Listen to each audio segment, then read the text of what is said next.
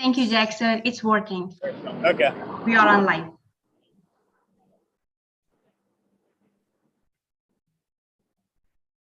That's like. Okay, it's been live streamed. Thank you. Yes. What's that? It's done. It's working. You can start the tour. Just let David know. It's working. Sorry, I can't hear you. There's a lot of background noise. I said it's working. You can start the tour. You are on the YouTube now. Got it. Okay, we're good to go. Okay, thank you. Done. Yes. Thank you Hi. so much, David. Sorry for late. Thank you. Good evening, Asia. Sorry, we're beginning a bit late. Technical problems, but we hope this is going to work. Okay.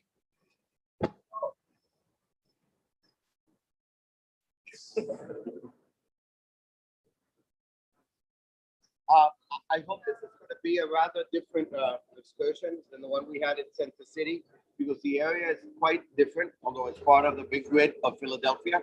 But it's an area in transition. It was a neighborhood like so many in Philadelphia that lived the Industrial Revolution, and then all the manufacturing and all the industry disappeared, and the district started plummeting, and now it's coming back, and we'll see how it's coming back.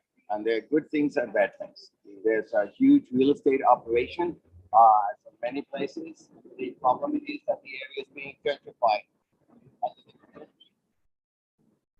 lived here for many decades of being displaced, and you'll see a bit of that. The other thing that we'll clearly understand, and I'm sure you're getting a lot of noise, is that we're standing under the Market Frankfurt line of the subway. And in this area, it's not a subway, it's an elevated line. And colloquially, they know it in Philadelphia as the elevated. Okay. And usually one of the problems with these elevated structures, I mean, notice how close the infrastructure goes to the buildings. And of course, it creates noise, and the whole idea is not enough light. So the belly of these structures are usually abandoned, seedy places. You know, but on the other hand, it provides accessibility. So part of the rebirth of the city, and you'll see many new buildings. Have a look, Jackson over there, for instance. There are hundreds of these new buildings are there because there's easy accessibility to the transportation system. And at the same time, it's what causes the disruption.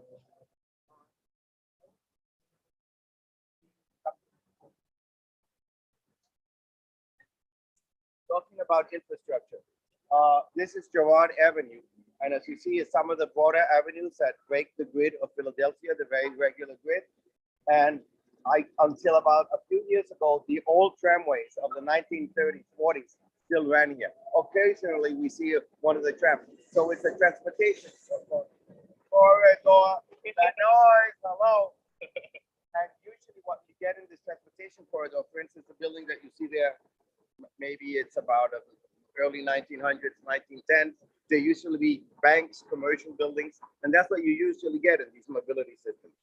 And then, if we turn to the other side, we see the L, and I don't know if you're able to see it in the distance, the trucks at different levels. That is I-95.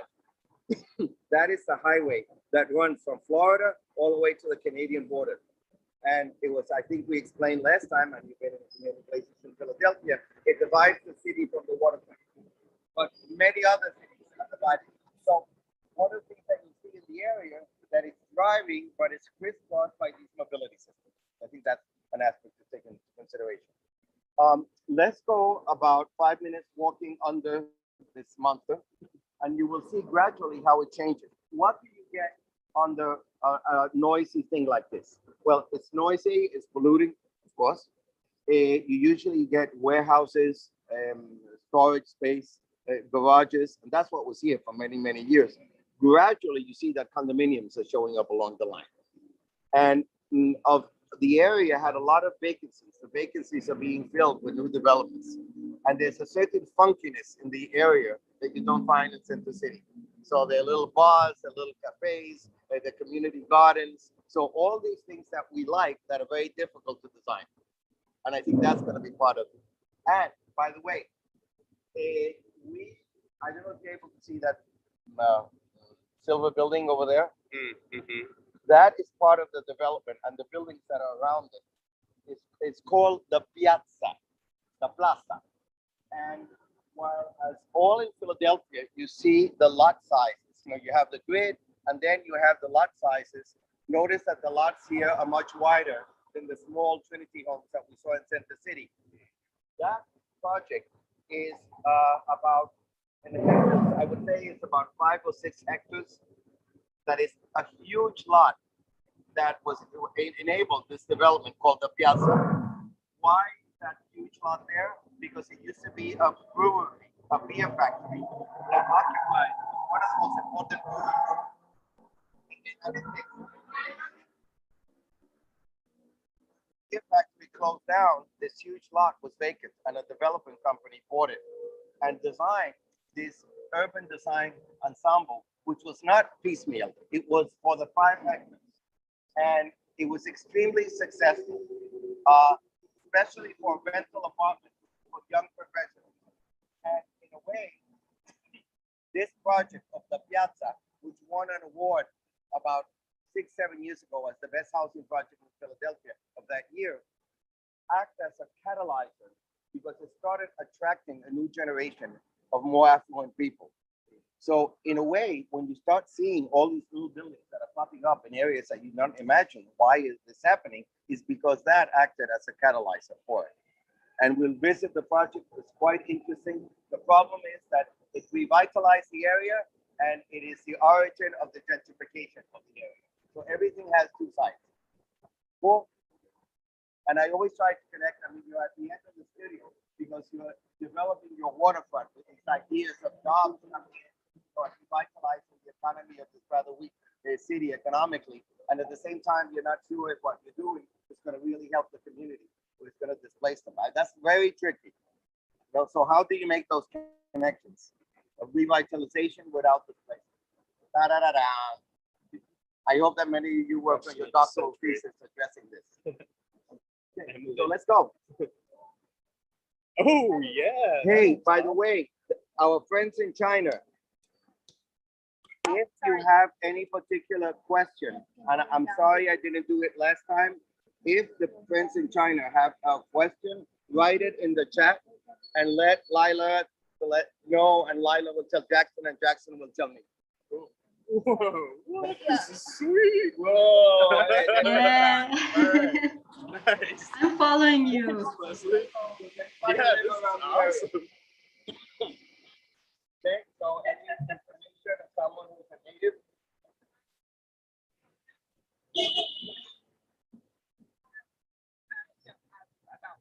About, how you feel in the area, I love this neighborhood very much. well, Whoa. okay, Jackson, Yeah. we have a, Live on the scene. yes, so why do you like the area? I like it because Tell the crowd that you live here and how long and whatever. hey crowd, I've lived here. I have lived here since 2016. It's a really lovely neighborhood. I've lived in a couple of different places here. It's yes. Yes. Don't bother me right now, Sam. The camera. Yeah, I mean it's I like it a lot here. I don't know. I feel like people generally know that, but like it's there's a lot of good food, very walkable. A lot of my friends live up here. Nice. You can get to school or Center City very easily.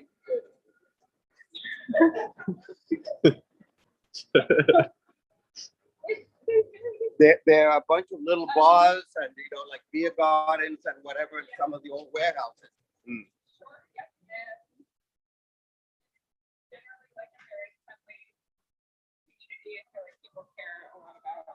Okay, turn around. Look what's happening already.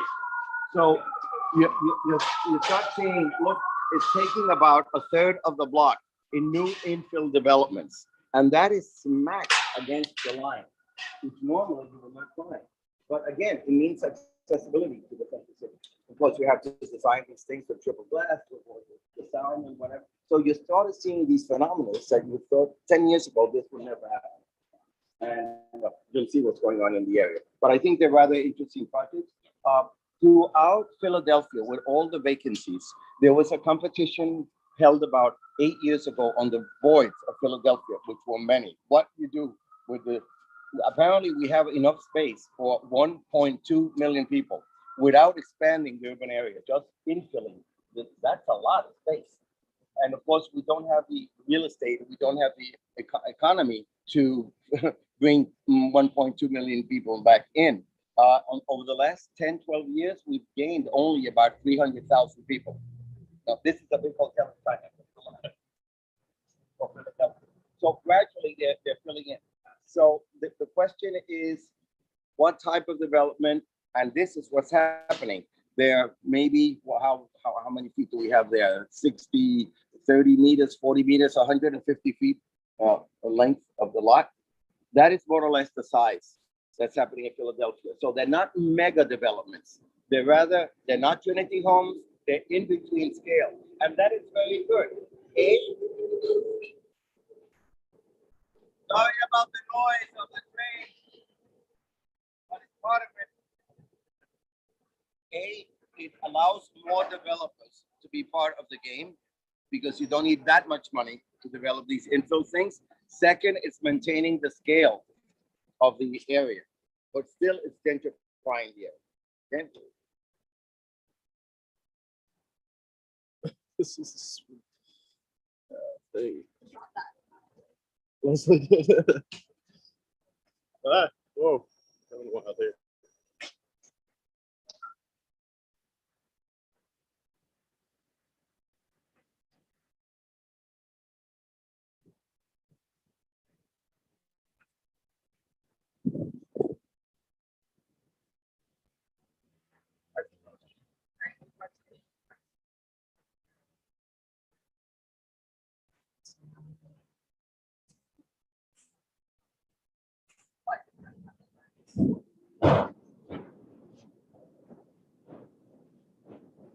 You guys in China hear that?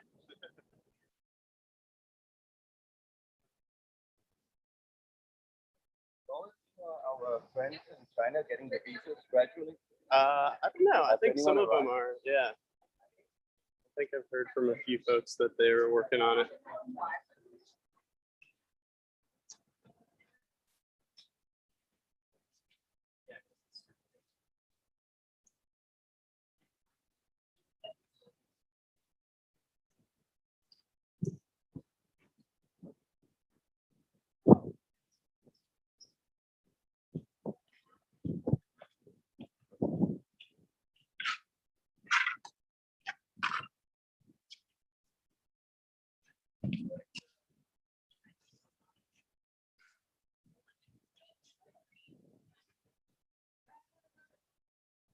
Yeah, that is sort of the average scale. There are about 15 units creating these row houses.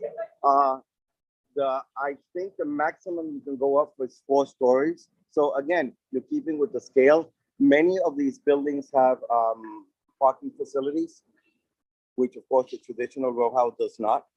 I don't know how this is of course a public parking lot that eventually would be filled in by a development like this. I don't know if the one that we're seeing across the street has parking. It might happen. Well, you see many of the so that's another thing. How do you keep the scale, the street wall, the general feeling when you're introducing parking that did not exist in the traditional things? We did not make it to Society Hill. I don't know if you've been around that area, which used to be the wealthier part of the older city. There are many of the infill projects. I don't know if I mentioned last time, but again, it is a city of, I say that someone who lost a teeth in an accident or because of cavity, gradually you're filling in the voids. And remember the story that during the time of Ed Bacon, they tried to re-densify the city with a vertical zoning.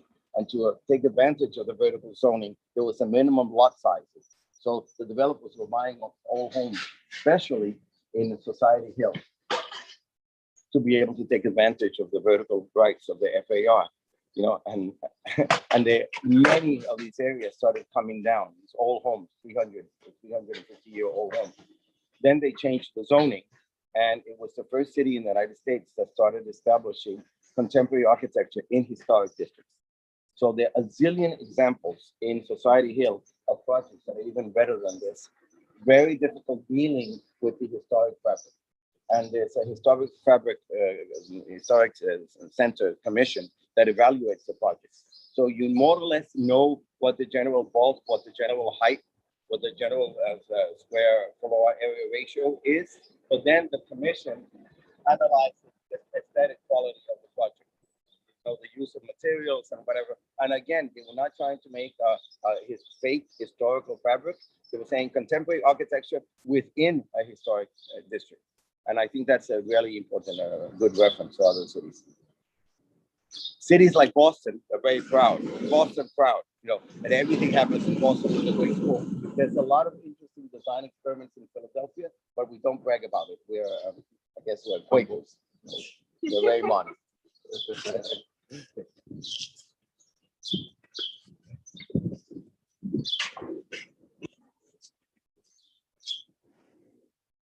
If you guys are willing during the semester, and you'll be taking several other studios, but if some point after, let's say, the midterm, when you're burnt out, you want to take the 2-day run around New York excursion, we can organize that. Because I think it's very important to analyze the projects, especially the landscape projects. And if I can take my friend Cindy Sanders, who was involved in the design of many of them, that would be great. And we used to do that tour together. So that'd be cool. That would be cool. But we just have to get organized. Yeah.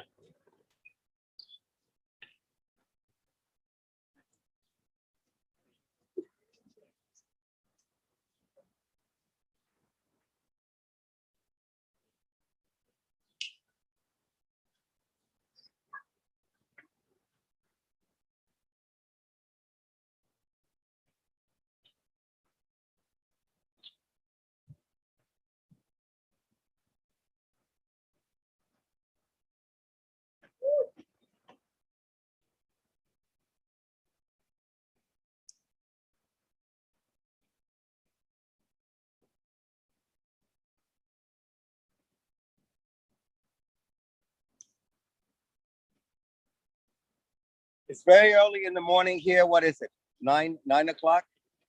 And of course, there's not much street life. And of course, the bars and restaurants are closed.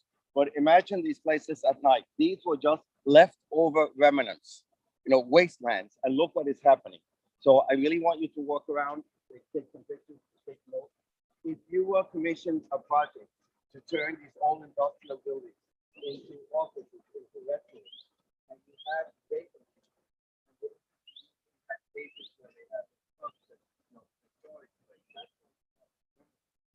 being used in very simple interventions. I find extremely cool. Or for instance, across the street, you have a vacant lot, well, many in Philadelphia, and especially for those that have not been in the city, that obviously was occupied at some time by buildings. When you knock down the buildings, you get the median wall, which of course doesn't have any windows. So you have a blank wall. So what did they start doing? The mural movement in Philadelphia. Over 300 mega murals, many times made with the community.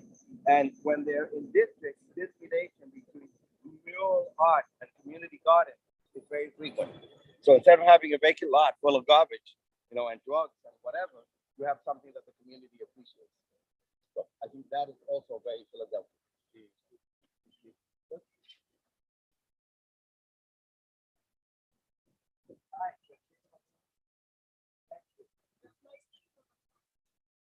It's a mural that was done. Cool. Yeah.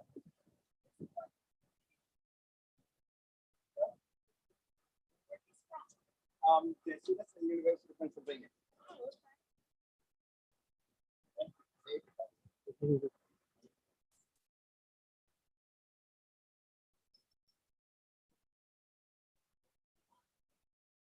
Tell us how this happened. What was your So we have a senior center. Like we do activities. Start back up. Gotta have the which is around. a senior center? So they do activities like play bingo, chair yoga, enhanced fitness, art. Cool. There's all different things going on. And who designed this? Well, was this part of the center? Was This this is the city? Woodbridge Center. Mm. So we're funded by, You're funded by the city. yeah. So our second floor is adult education. We have computer classes, equipment that gets tested. The third floor is huge domestic violence. Wow. So anybody Adult education, domestic violence They unit. call a hotline and they get counselors here. We also have a homeless shelter. Mm. It used to be just women and children down at the boat, so. What? So that's what we do that, so also. Amazing. Hi, Joe. Nice meeting you. Wow. Do you do all those beds? Those are really nice. Oh, sorry. Anybody that's in need of food, that's what I said. Whoa. Wow. Some mosaic.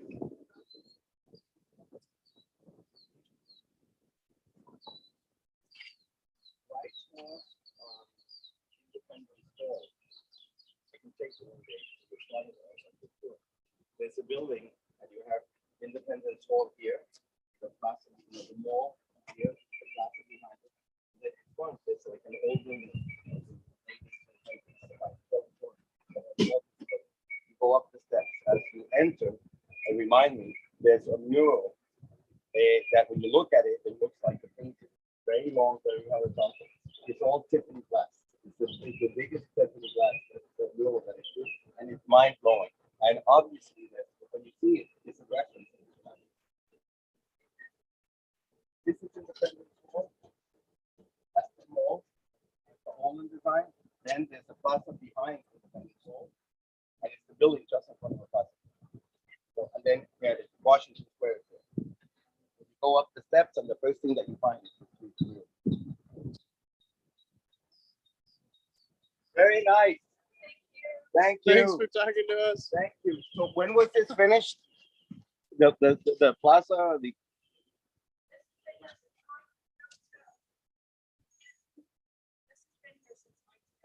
wow, He's like, Boy Scouts, always change. these changes. Cool. Very cool.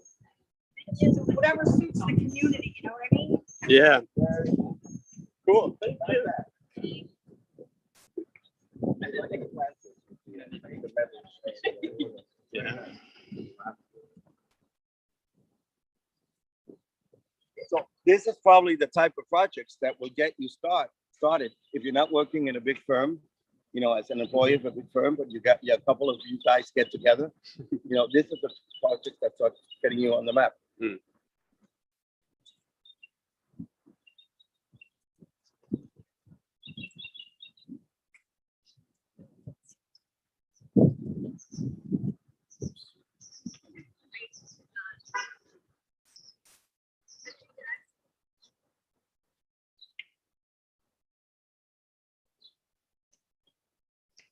I would say, look how this entire street has been rebuilt. This is Frankfurt Avenue. This is really rather interesting. You have this Frankfurt Avenue has become a bit like the commercial funky corridor of bars and cafes. And of course, it has the accessibility of that, but it doesn't have the noise and the environmental conditions of that. And that explains why this corridor exists there. And many of the warehouses have been transformed into antique places, bars, and whatever. I would say that approximately, wow, at least 45% of the lots are new infill. There were vacant lots like that that gradually are being occupied by this type of intervention.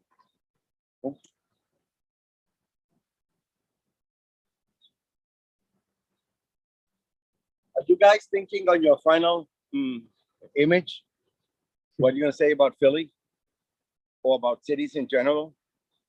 No, be pungent, be critical. Select the image that you like or the collage that you like and throw in a line. No, 20 seconds. Bam. Really is, really offers, cities do. And it could be positive, it could be a social commentary, It should be opportunities that are there or problems that have not been resolved. So speak, no, speak out.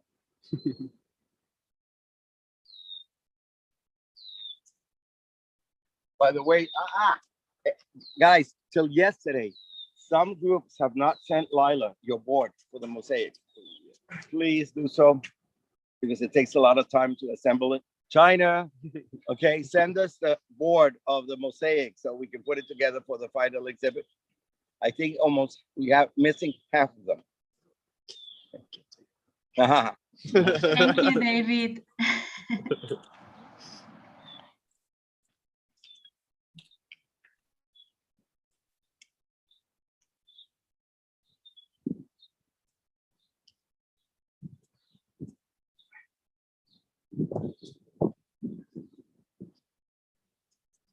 Um, of course, after COVID, this has been a phenomenon in many American cities and European cities where, again, you're occupying one lane for the restaurants. Today, I took the 12 bus that runs along Locust, and there was a moment in which you had restaurants on either side, and the bus was barely making it through. It was really crazy. You have to be a good driver, you know. And those, I think, as you mentioned before, those are moments where you say, well, what do? Do we pedestrianize this? Why don't we? What happens if the city loses a street? Nada. You know, especially as you see, this thing goes nowhere. I mean, it doesn't continue. So there are these great moments. Probably the strongest resistance that you're going to have is the car owners. They say the more pedestrian, less space for the car. So what the hell? But you'll have to be fighting with these decisions. I think these are great opportunities. I mean, we already did that. Who would imagine a few years ago that hundreds of these things would occupy part of the car space?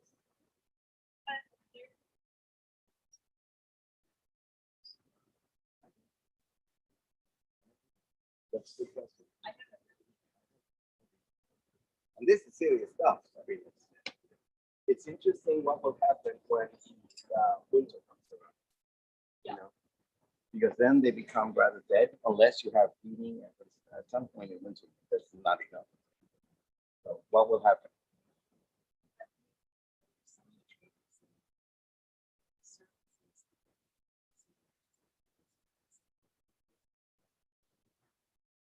It's a good question. I don't know. Okay. Questions got to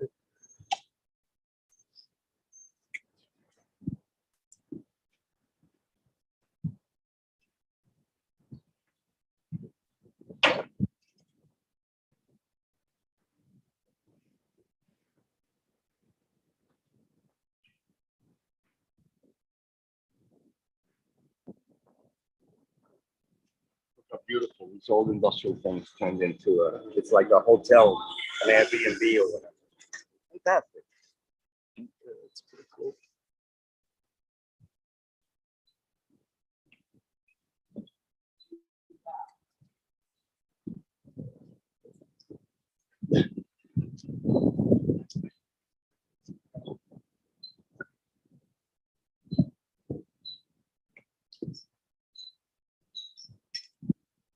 Jackson, get in there. This is fantastic. Huh? This is what makes a neighborhood. I mean, maybe it's not going to be in an architectural landscape architecture magazine, but these are the places that people love. And what is it? Nothing. A vacant lot on the beautiful trees. Fantastic.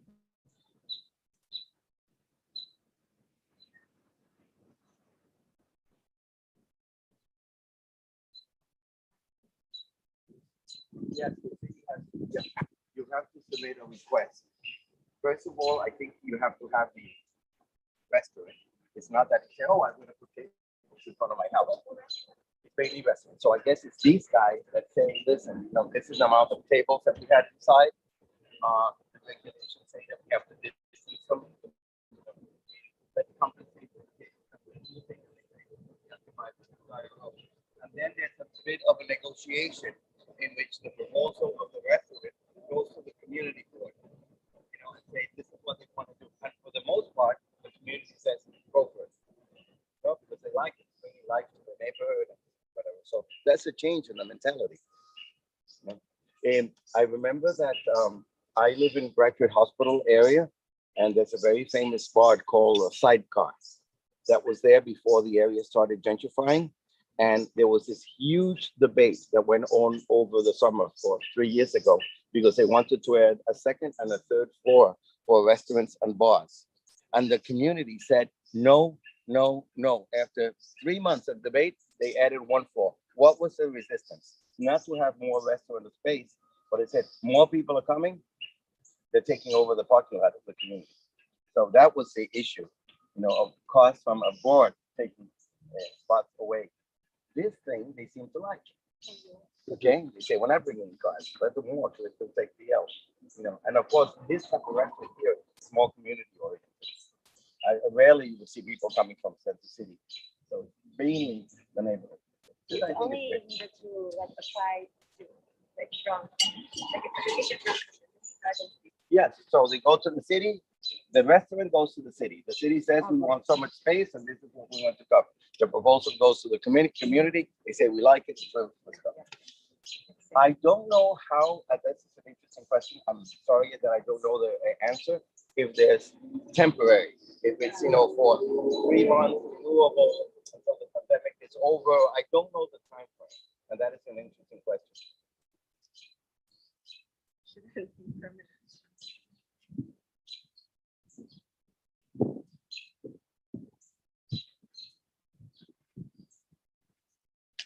Okay, again, probably it's not going to be in an architecture competition, a magazine, a Pritzker Prize, but imagine, look at the traditional homes, very simple, and then look at the infill in this mid block, as we saw. This is a complete new, so again, what do you have here?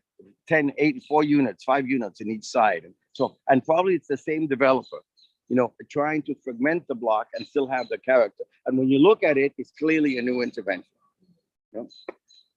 There should be a full publication of filling in the voids of Philadelphia. There are a zillion good examples, and no one is speaking about it.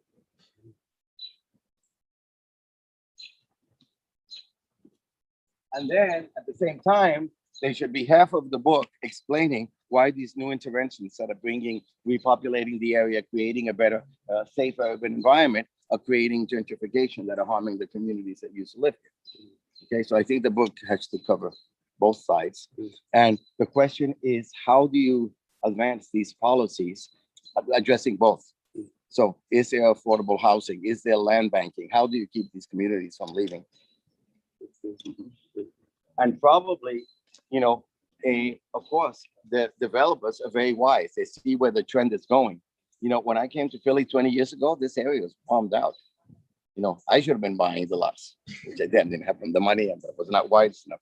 But the developers were buying the lots. They knew what was happening. And they knew that the Piazza projects that we'll see now was coming.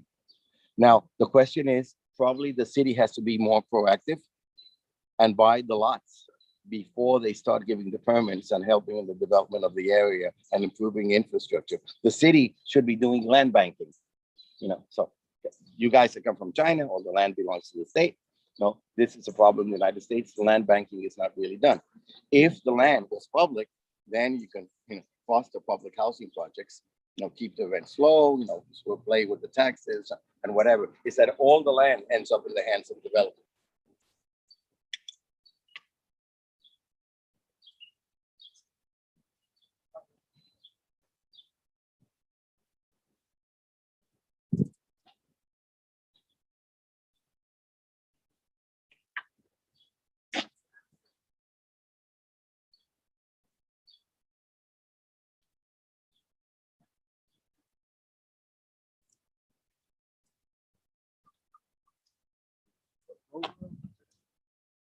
So many.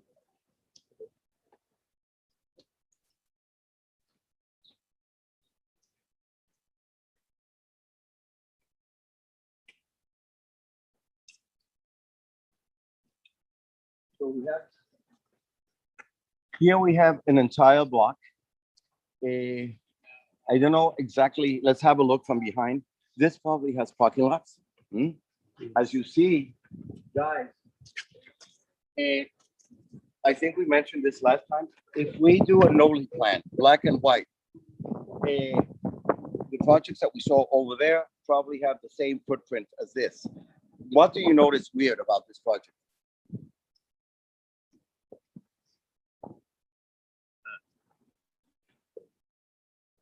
What do you think is not so successful about this infill project that covers the entire? The utilities and the windows as a service facade. So you have a rather uninteresting facade that's not really inviting. You don't have eyes on the city. You have a door and these elevated things, and then these utility things. So someone here is not understanding the value of the skin that mediates between the sidewalk and the building. So why they are not building the real windows? We don't know. We don't know what is happening from there. Probably it's a kitchen. Maybe they located the kitchens here. I don't know. But it's weird because then whatever's happening there is placed in the sidewalk.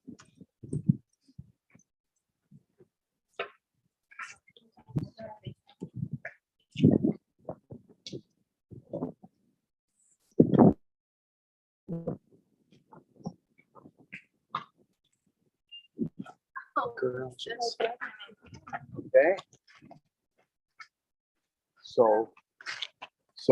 But this is interesting. So notice that the project takes the entire lot. And what they're doing is that they probably were able to assemble this lot for parking for the entire thing. And then you have covered parking here for some units, and then you have some collective parking for the rest of the tenants. So that's another way to mediate them. You know? And of course, here you were able to access there. There you don't have enough space for the parking. But why is that crazy facade? We don't know. But what could be happening? Because if this is the parking lot, you know, maybe the facade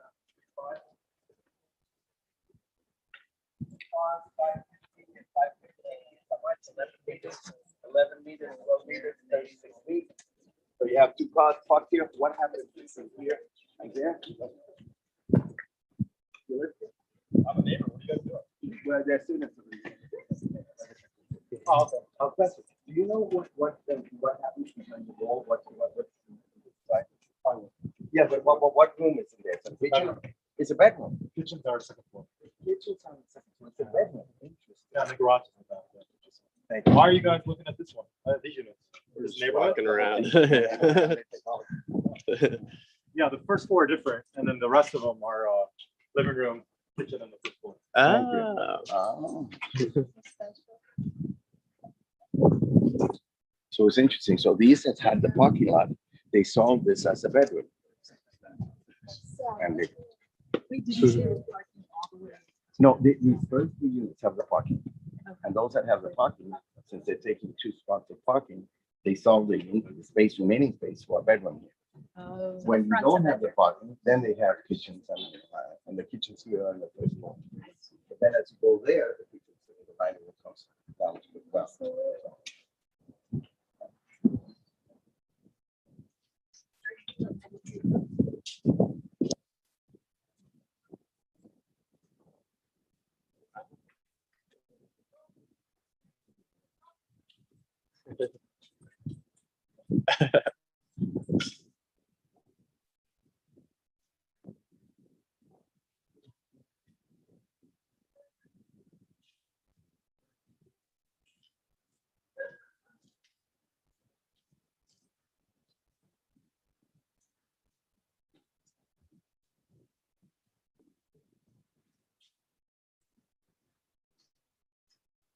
Sunbathing.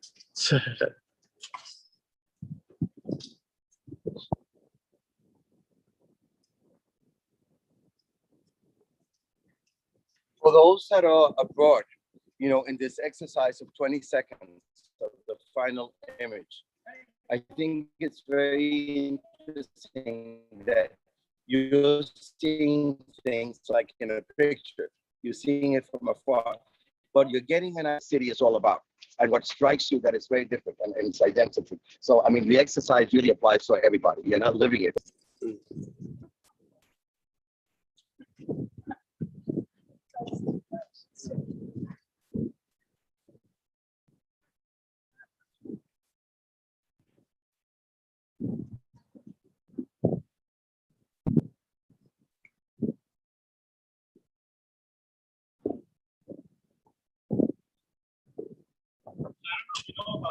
No, tell us, please.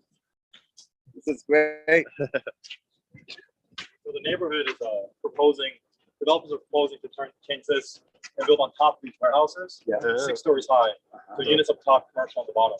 Take up all this. This is by right 36 units, single family homes, but it's going to turn to 112. That's the design, but most of the neighbors are against it. But because the density changes, that we can massive. Yeah. But the idea is not to tear this down, but instead to build on top, which is very unique. It's interesting. So it has to do with all this recycling and saving pieces of it. But this negotiation always happens between what the developer is trying to get from the city, and then the neighbors say no. You know, so you usually reach a middle ground. Usually. Do you know how it works with the permit? Do you guys have to say, you know, if you're doing these things or not? Yeah, so when they came in, so there's a neighbor zoning meeting. Mhm. When they came in, they had to go through that, and almost everyone was unanimously supportive of that. Same with lost bread Mhm. and the biking, but this is just a big difference. Right. Because this is not a big disturbance to the area. Do you know when you get determined if there's a time frame, if it's for a year, 6 months? You know, It's not, I don't know, it's based on probably on the landlord. thank you. Yeah, no problem. Thanks. Enjoy y'all.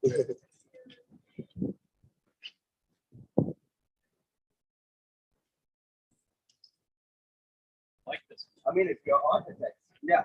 And you know, this is a single little intervention. It's filling in a little cavity. Okay, but look how beautiful the idea of the materials that you're using, which is referring to the manufacturing class of the area.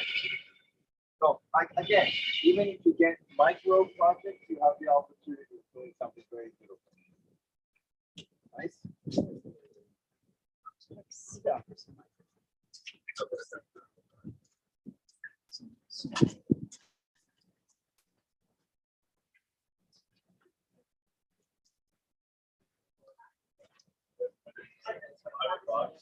There are many of these old manufacturing warehouses and storage areas turn into restaurants and bars, discotheques.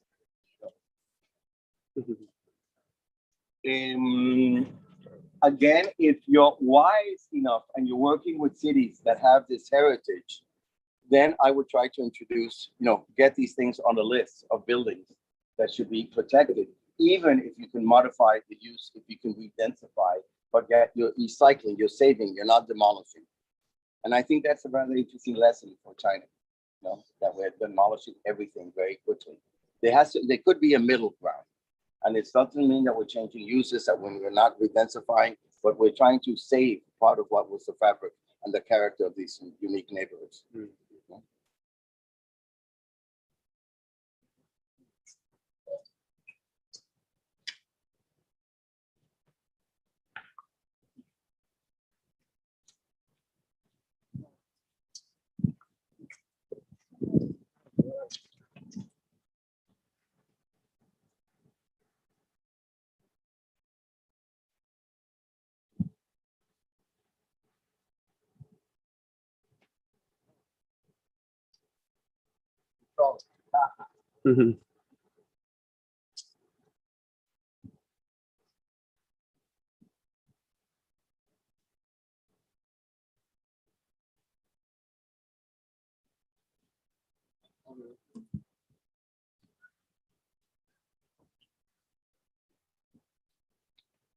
Guys, I don't know if you realize the amount of new construction that are trying to rebuild the fabric of the city. That is the theme of this. Wherever you look, some are more successful than others.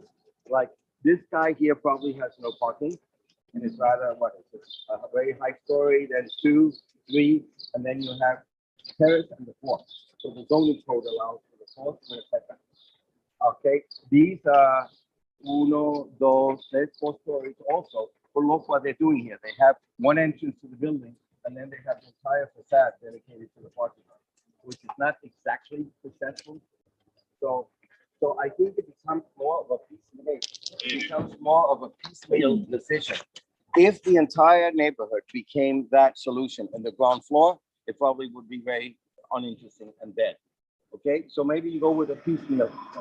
And on the other hand, you are incorporating parking, but of course, when you have parking there, it takes away the street parking, and that doesn't allow for trees.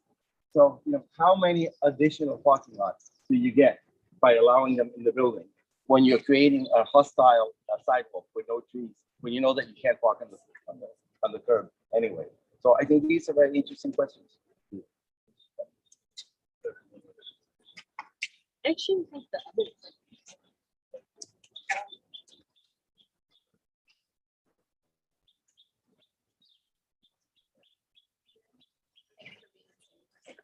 Yeah. This contraption is pretty cool. It's like a joystick that moves it around. It just looks very smooth. This is fantastic. Yeah. Oh, it's professional. Yeah. Well, we'll do this in the New York tour.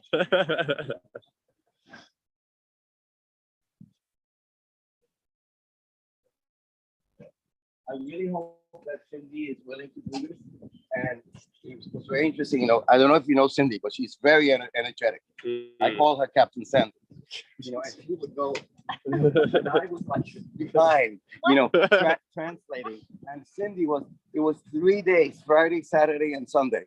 And the last day on the Sunday, about 5 o'clock, when everybody was ready to collapse and go back to Philly, says, well, there's one more thing if you want to join us. We're running across the Brooklyn Bridge. What? We're jogging. It was like boot camp. It was like, okay. Yeah.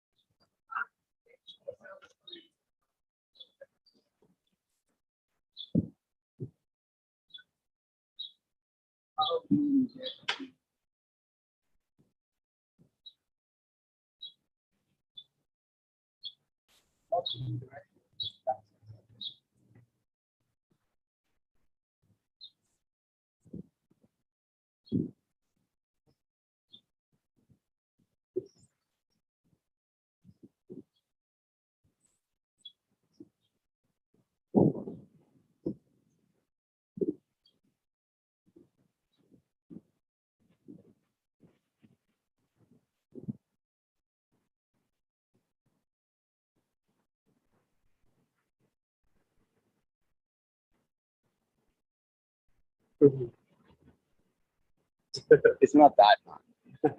It's not. Yeah. Okay, guys. So hello. So we're back onto the mobility corridor, Girard Avenue, and I think here you will clearly see the transition between the small lots. Look at that, the third one, which is clearly a contemporary intervention, or the one at the corner. So you're filling in very small lots, and in a way, it's like the edge of the donut. And then as you move beyond, you have this area that used to belong to the brewery. That is the operation that changed all the dynamics here because it had a critical mass to turn things around. So I think this area that you see here is office space. There's a huge supermarket. There are very interesting things when you're trying to attract middle class communities, especially young families with small kids. A, are there schools around? Two, is there food? And not only restaurants, you can't go out and eat in a restaurant every time. So one thing is the nice environment of these funky things. The other place is getting food. So one of the first things that they built was the supermarket in an area that had nothing. And people saying, okay, we don't have to go into Central City. And at the same time, if we're going to go out to eat, we have the little restaurants. So once, twice a week. So these guys are very smart to get rich.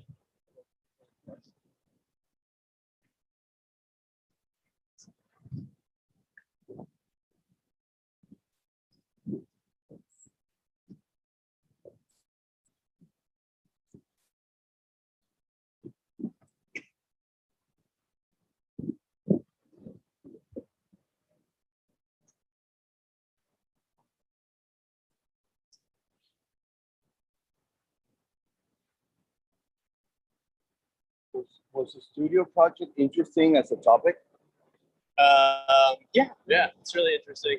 We're doing like a life sciences manufacturing focus because I guess a lot of the industrial land around our site is kind of like slated for redevelopment in that industry. And did you get to visit the communities and see what they were looking? A little bit. We did one walk around, but I think a few of us have been around there a lot. So it's like right around Bartram's garden.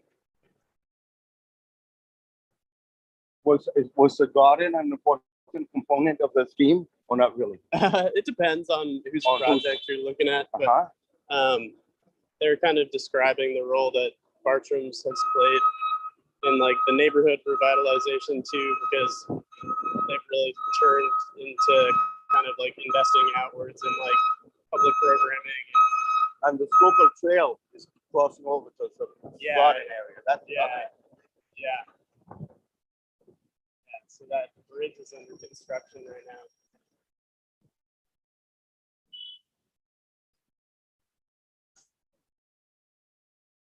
Whoa. Wherever you look, new infill in what was a decaying neighborhood. When I came to the United States for the first time, when I started teaching in Philadelphia, it always struck me different, the construction techniques compared to what we do in Latin America. So for instance, here we have a 4 or 5-story building. And what you see here is that you see the steel frame in the lower level that usually allows to have larger spans, sometimes incorporating garages. And then above it is the wooden frame, and which is the way that most constructions are built in the United States, at least in the Northeast, because you have the availability of these cheap wood. In many countries, you say, what? How are you building these 4 or 5-story buildings, 6-story buildings, only with wood frame? But that is our technology. It's very cheap, it's very fast, it's pre-assembled, and then it's just assembled on the site, which reduces the time of construction and the cost. And then what you do is that you cover it with different materials, and especially to deal with the fire codes with brick. But that is very weird. In most countries, that type of construction does not exist. And especially in Latin countries, I don't know how it's in China. If you have a dry wall covering these frame things and you knock them down hollow, they would say that's not a house. A house has to be solid. It has to be cinder block. It has to be rock. This was considered it's interesting. So in poorer countries, we don't have the type of wood. They're doing solid construction, even in the barrios, in the informal settlements. In the rich United States, we use a technology that is very cheap. And of course, it's a technology that is prone to fires, and therefore the insurances, it costs are very high, which you don't have in developing countries. Why don't we, hello, hola.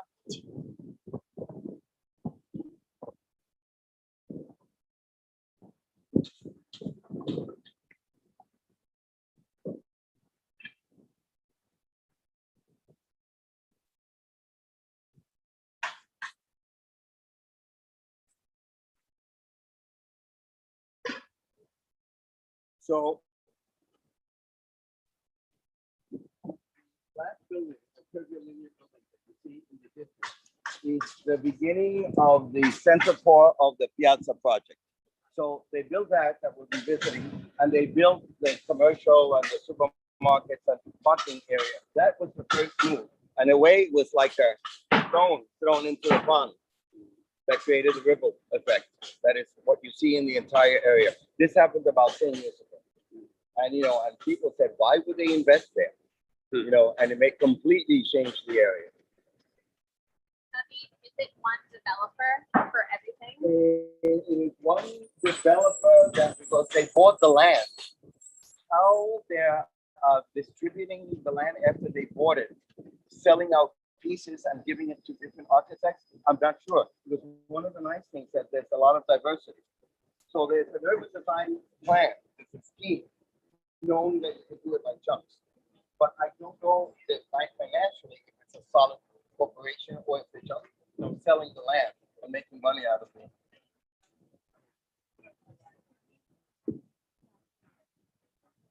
Because it was the old beer company. So look what's happening. You have this huge stock of parking lots. So many of these things don't have the parking lot because the parking is but you were able to do it because it was a beer company.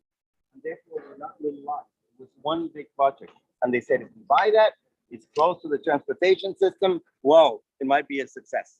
There's always a risk, but they did it. Then I'll show you inside the project how the demographics change and some of the uses and how you modify the landscape to adapt to new demands. It's gonna be interesting.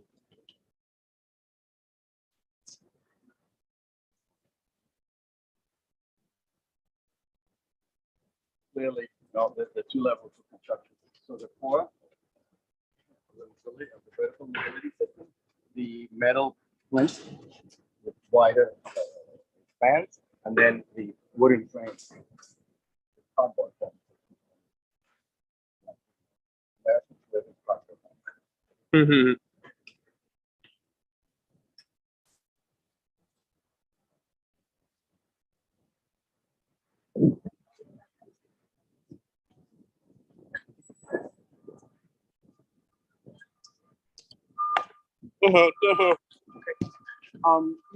You guys are urban designers.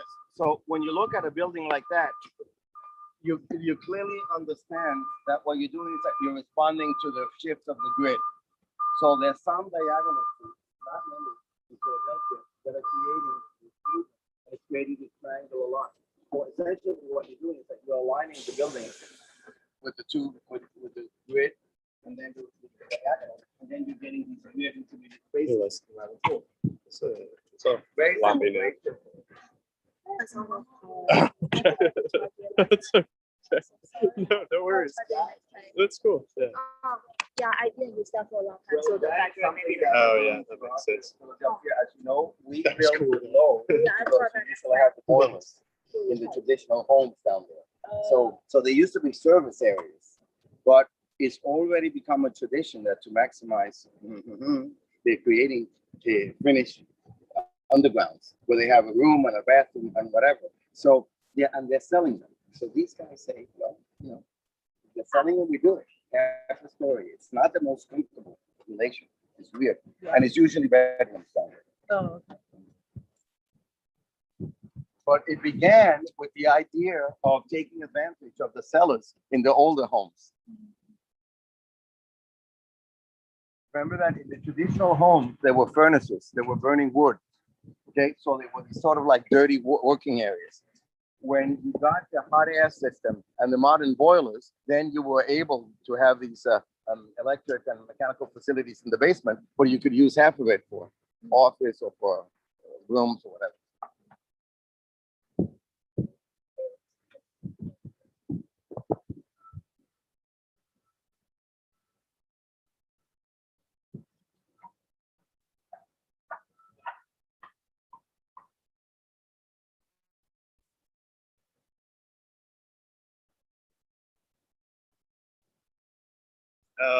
Layla said they're having trouble hearing you.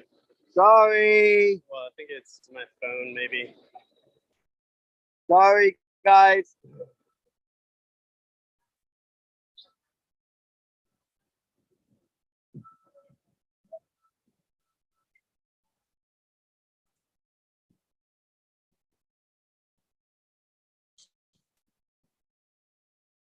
Okay.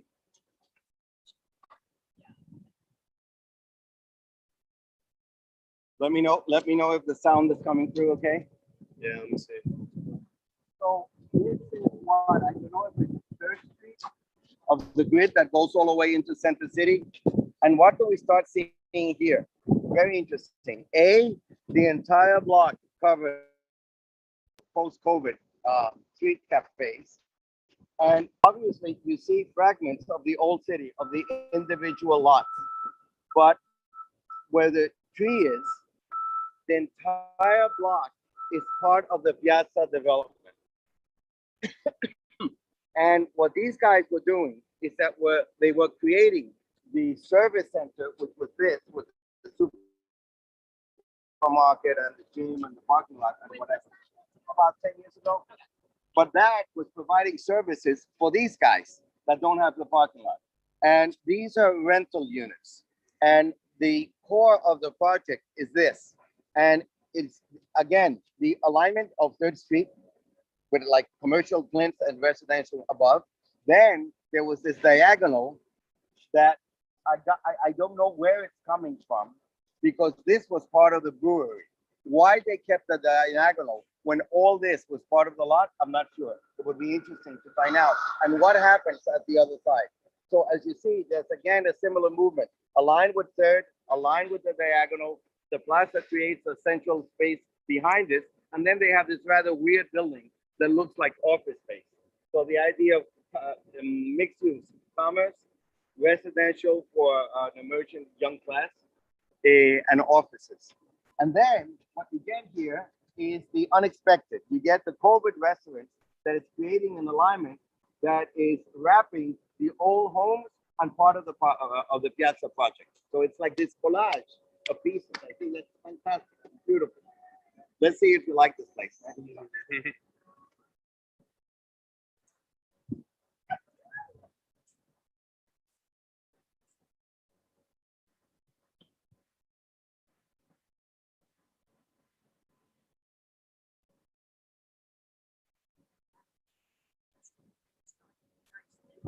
Oh, I see.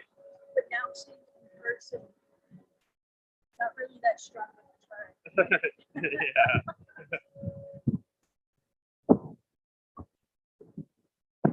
Yeah. Like literally died of protest. That's the corner. Again, a traditional Philly street with the row houses, and then you're picking up the scale of a development that's building the street wall. And then I'm not sure if there are one or two entirely pedestrian streets within the project. So this is working on the Philadelphia block of the main grid and the subdivision. And in this case, with pedestrian alleys that have restaurants and cafes and whatever. Rather interesting. So again, this that has a very different scale, colors, fabric, is of the same project of that. It's part of the urban design package.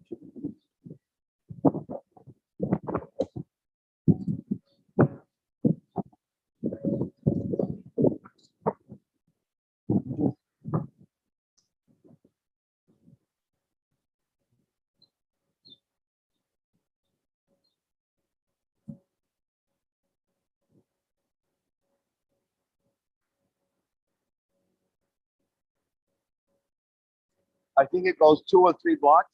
So again, all that is new. All that is new design. But again, trying to work with the theme of the mid block, of the pedestrian block. A night that is full of people. This was 12 years ago. This was dead zone. Nothing. All this has happened in 12 years. And what triggered it was this project here. They began with these blocks. Remember, all this was the beer company. Probably that was vacant lot. The buildings that just came down. It was a beer company that here the jobs were lost. So they began with this, and with the supermarket, with the big parking lot over there. And then I see all this is part of their work. Now, what they did not expect, I don't think, is that all this area from here to Center City is completely gentrified now. There are hundreds, if not thousands, of new constructions. That whole area of Northern Liberty is filled in thanks to this. I particularly find the architecture quite interesting.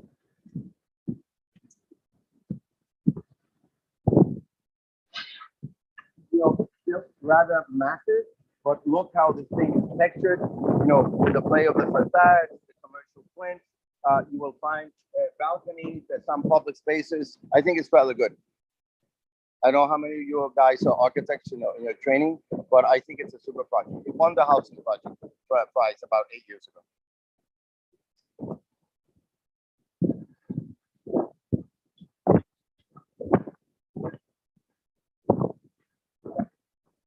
Okay, now, these things are rental here.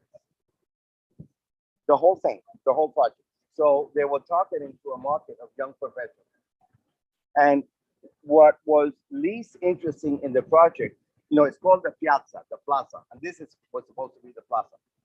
It was a rather very discreet, undefined place that was used for flea markets and at the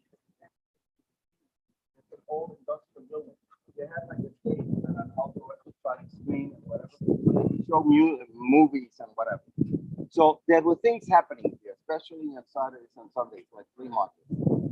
Apparently, since this is privately owned public space, I mean, if these guys wanted, they would tell you. So it's one of these ambiguous things where the city agrees on the plan, and I don't know exactly what the regulation is, but they could tell you, you cannot smoke here because it's privately owned. There could be regulations. So this is the problem when public space is not all that public. But during the just before the pandemic, look at these rather weird structures that you see there and at the rear, these slanted things. That was a complete open space where they had the flea market and you were able to see the stage and the screen for the movies. Wait till you see what they did. They were trying to attract a more upscale income, and they were understanding, and the pandemic was coming around. That thing is a recent intervention that was just finished last year, and it is a condo swimming pool or like jacuzzis, whatever. And it's not open to the public. It's only for the residents of this thing. So again, that demonstrates that something that should have been the public plaza, now it's taken over by a use that the residents love it. They were able to jump in the pool during COVID, that it's getting warmer. And, I've spoken to some of the neighbors. Oh, it's fantastic. You see that it's designed in a way that you can barely look into it. And obviously you cannot access it. So it all brings that discussion. If public space is public, it should be public. And the developer should not be able to do this. I don't think that was not considered in the regulation. Okay? If it's public, it's public. Why not? But on the other hand, they created this children area, which is highly appreciated in the fountain. Ooh.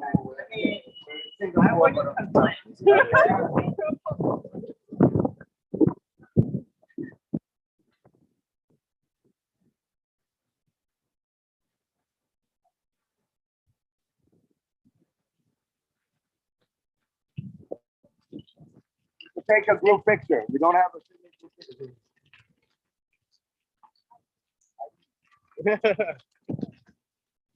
Hold on, picture break.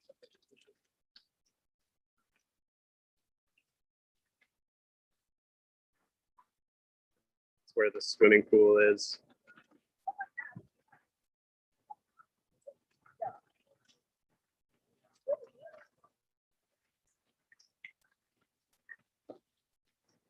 Yeah.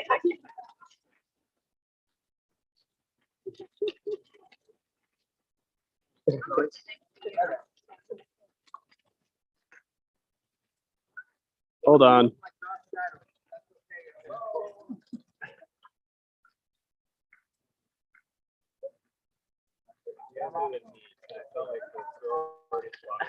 This is like your book. Where they're like, It's been a while. pick turn. That's what you have. The proportions of this, the simplicity of the material, what they're doing with the facade, with the balcony, it's very simple to break up the monotony of what could have been a rather boring plot. And then you have some of the collective areas, like this area. I don't know what you think of that. If you were commissioned that, what would you do? So, why are those things so big? What is happening there? What's happening in the whole of that? I'm not sure. But as you see, it's designed so you can't look in. So you have a sense of privacy when you're in the thing. And of course, I don't know if you see the spotlight on the wall, on the brick wall of what used to be beer and ale. So you had the remnants, home of Smith. That was the brewery that was there. That was the stage. And there were so many different shows that were happening here. That is gone now. Darn.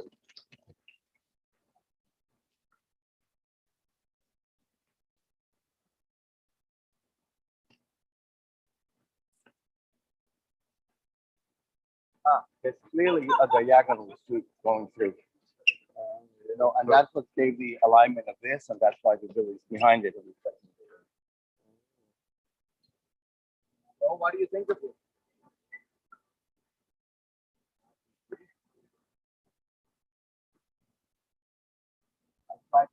my way in, and of course there was no way.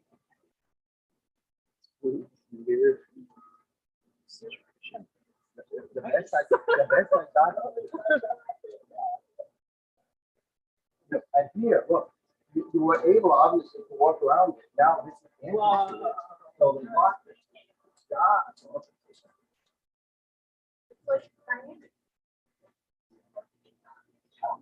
Yeah. TV set. And right now it's the wizard. So it goes dead. It goes dead. Actually, the shapes are not that bad. There's something funky about them. Oh yeah, it's kind of cool that there are pools inside of the shapes. Yeah. Oh, and that's what you do. Go swimming.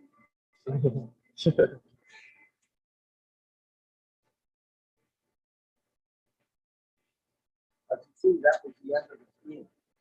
Unless you're, I don't think you can even see the screen when you're in the screen. What do you think of the first? Yeah, it's not very democratic.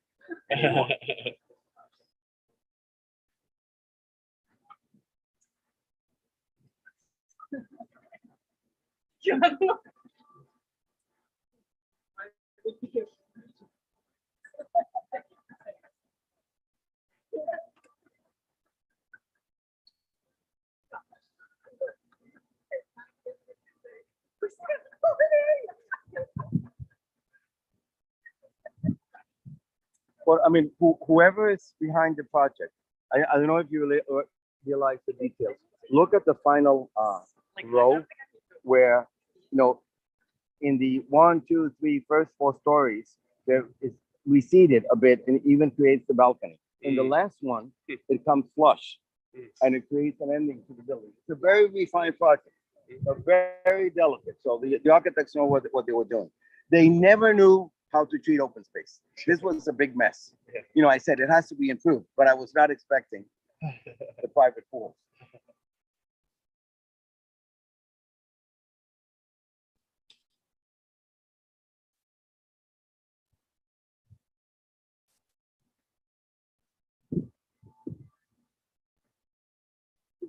The trees from it there.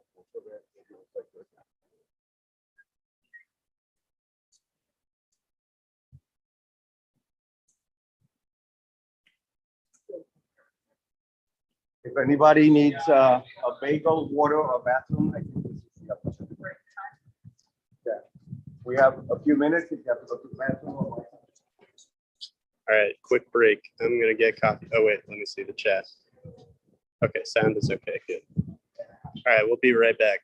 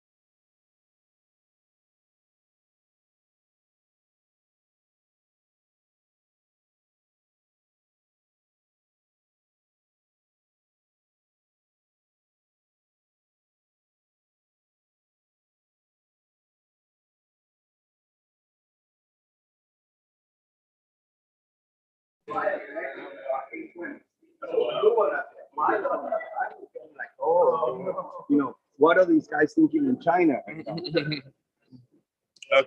we're back. And then someone said, oh, I think they think it's at 9 o'clock. It says clearly. Hello, hola.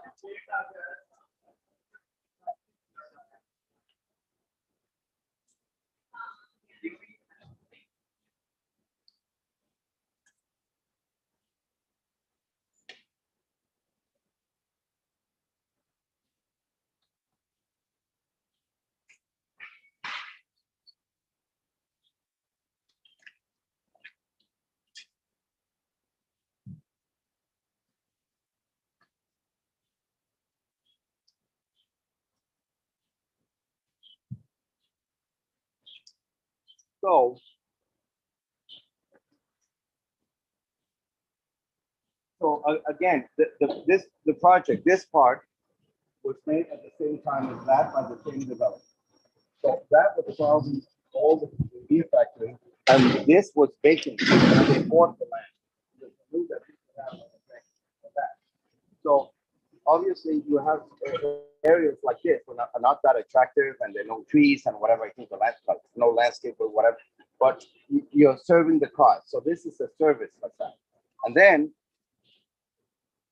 you have the urban facade with the shop.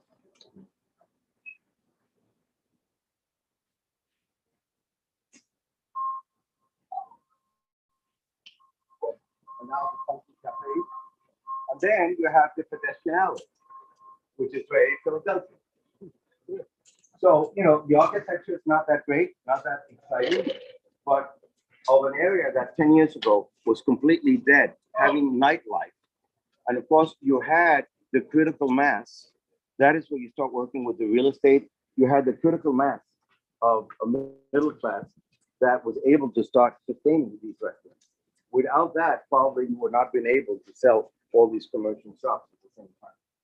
And then, of course, you start growing and growing and growing, and they're thriving. And now you have the street restaurants, the COVID thing.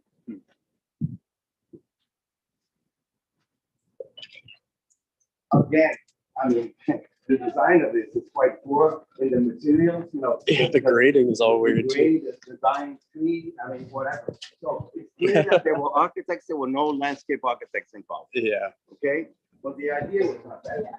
just pitch it all to the center and puddle. No.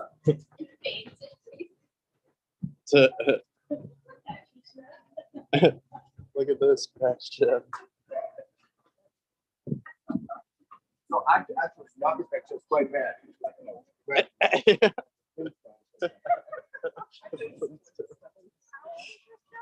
they're saying 10 years. Yeah, it looks weather. Yeah, weather is the greatest. But again, you might agree or not agree, but at least they're experimenting. And what I like is that they're the granular character of it, that they're not these monolithic things. Some buildings are better than another, but it's not rows and rows and rows of the same thing.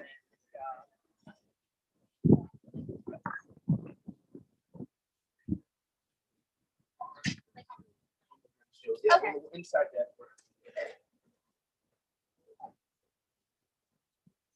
So, I mean, look at the difference. I mean, it's not that great, but at least they had space for the planting. Yeah. Yes, this is still a project. So they went from all the way there into the main piazza. Okay, so guys, notice we've walked already 3 blocks, and it's still part of the piazza project. Okay, so it's rather an interesting operation. I mean, forget about the bad quality of the buildings. Okay, okay, but the idea that you have low-scale, pedestrian-friendly corridors in the mid-block, feeding from the community into the piazza, it's not a bad idea.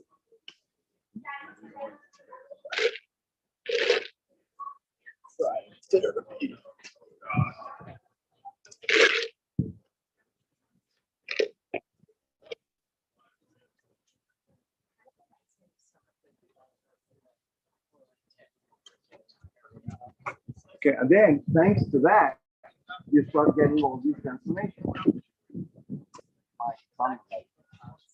Yeah, that one, that's the one we want, right? That's the one we forget about all this stuff.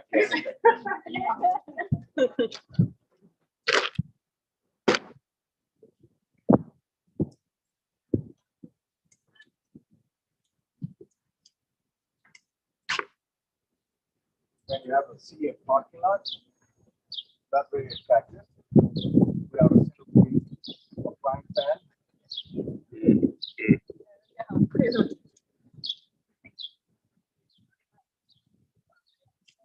I mean, it is so easy to incorporate trees that will change completely the environmental quality of this.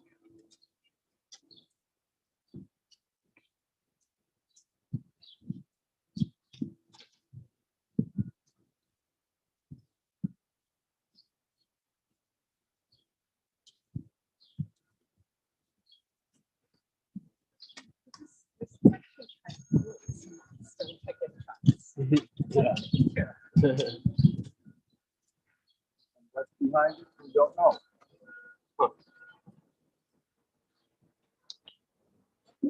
Not much. That's a bunch of them. Yeah. Look at that.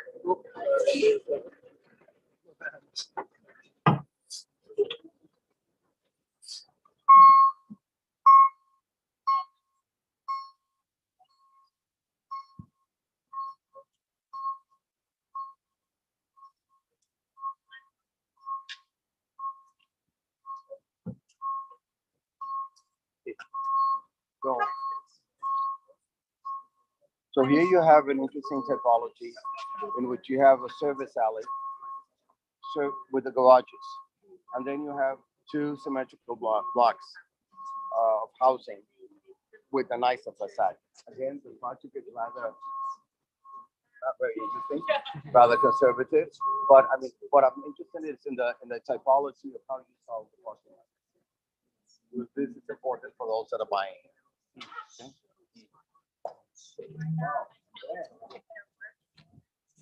Uno, dos, tres, cuatro, cinco, seis. Again, 1, 2, 3, 4, 5, 6, 7. Good.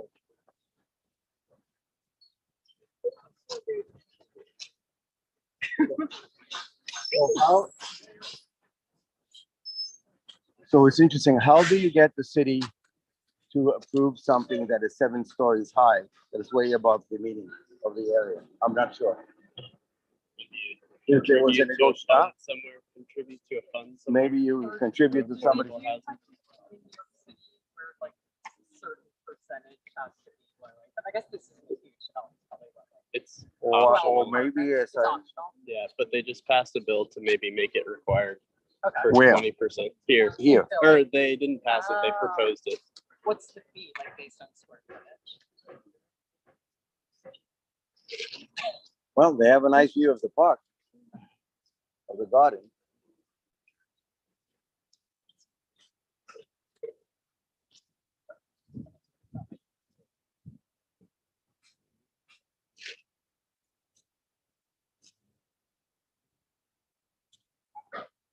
You also never know if there's a negotiation. Let's say that what you're providing 20 parking spots and you give us a few extra units. Yeah. And these guys say, well, we barely need it. Let's go for it. We don't care if it's a bit. Yeah.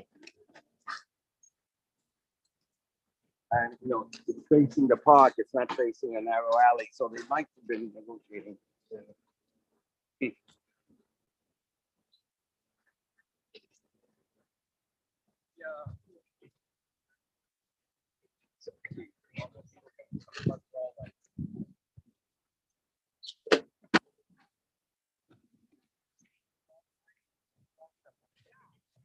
On trees at the edges, and come on, and That then you little have stage thing. and at the stage, and then you have the garden. Not bad, very simple. It's kind of rich.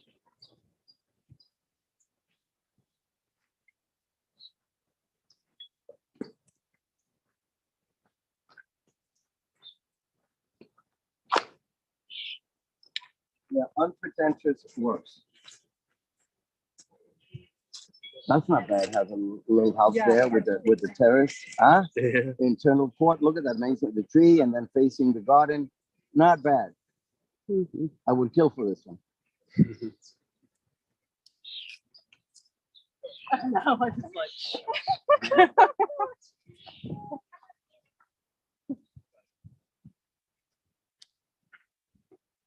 I guess 15 years ago, you were able to buy a property here for maybe $50,000. Wow. Wow. Oh my god. Nobody wanted this bombed out. Yeah.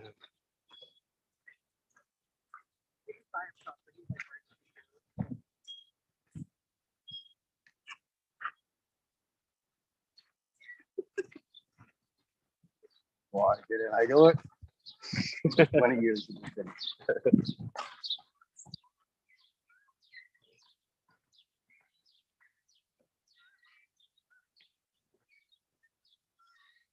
This is not bad at all. It's rather simple, unpretentious.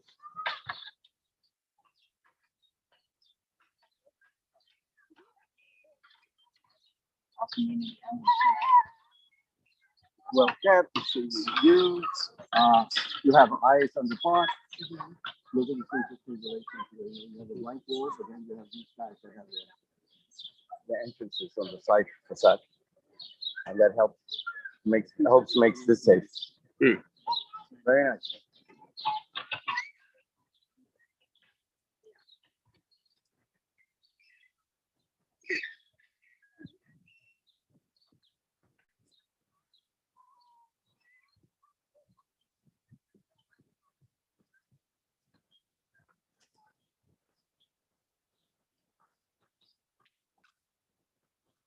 So, using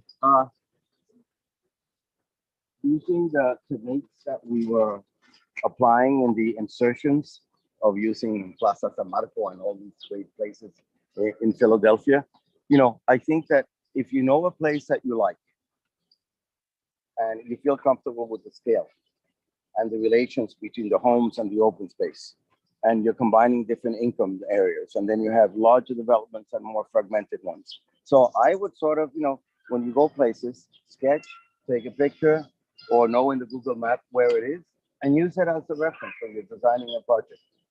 And it serves you for scale, and it serves also you to sell to the client or to the city and say, well, if we do this, this is the type of environment we might be able to create. It's very simple. It's the same scale. It's no rocket science, So use references. That's what part of the class was. And from there, yeah. I just wonder, do you think this area is safe to live for this? Yes, it's right. Look, I mean, it's this. You can almost smell when an area is not safe because you start seeing that it's the debris, the garbage, whatever. This thing is careful. And again, there's a very direct. Other than this, there's a blank wall with the mural, but then here, especially where the kids are, you have the lateral facades of that. That if something goes wrong, immediately they're here, and these are opening directly to the street. I mean. And then the zoning of this, the main lawn surrounded with trees, the programming is very simple. The community garden and the children's center. 3 different programs. I mean, it's not going to be in a magazine, a landscape architecture magazine. Jim Corner did not design it, okay? But the basic organization of this place is super, and the scale is super, and the urban relations are super. So use it.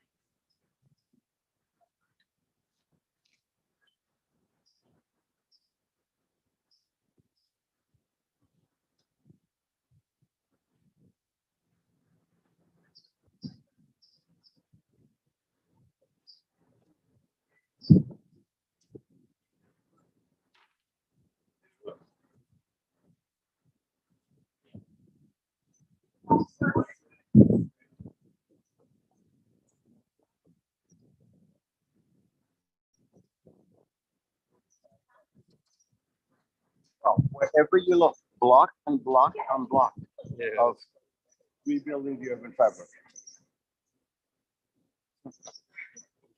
Whoa.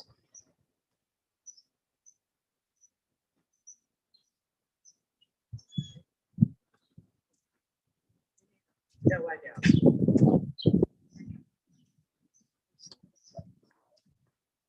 That's a rather interesting exploration. This is like a angled row homes. Yeah, very different. There's always an issue with all the utility things.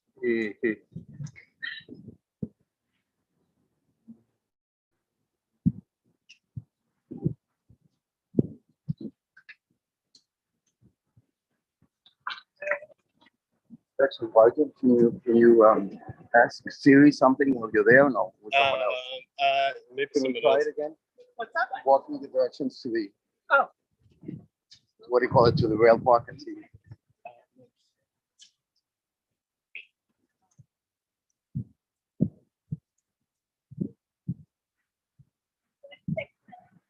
$26. You think they'll make it? Potentially. Well, they really got into the thing. Yeah.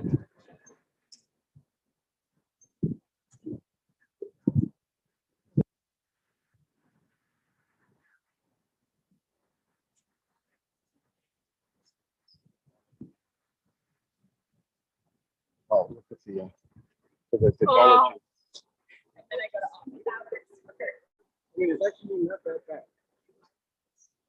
You know, and they're solving the parking for the entire row, I guess. Interesting. Hey.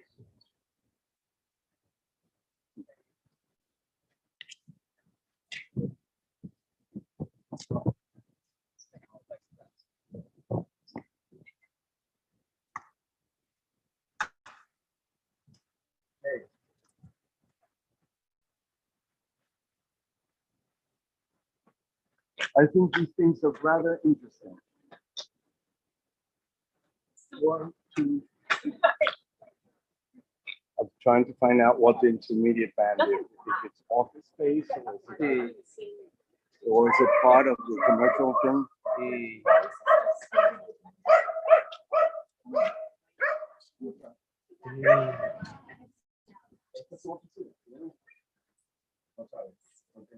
Arriba es un apartamento, pero este piso intermedio no sabe.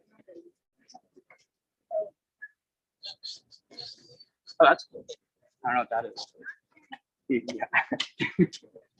Yeah, it's cool. Very cool. That's all. Not bad.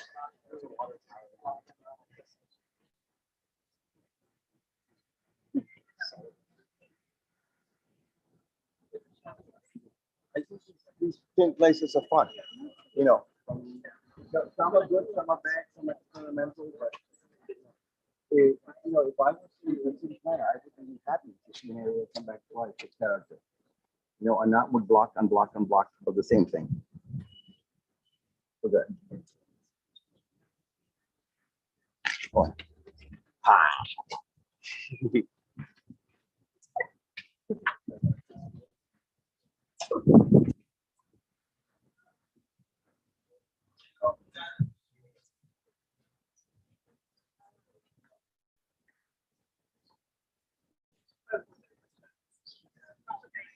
Okay, so we have to make a decision here.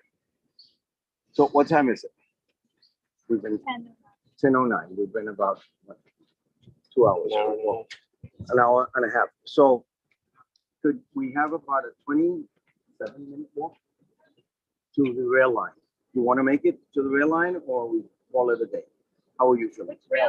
The rail line park. Okay, we make it? Okay, yeah, let's go. Yeah, let's go. Wow. It's just public.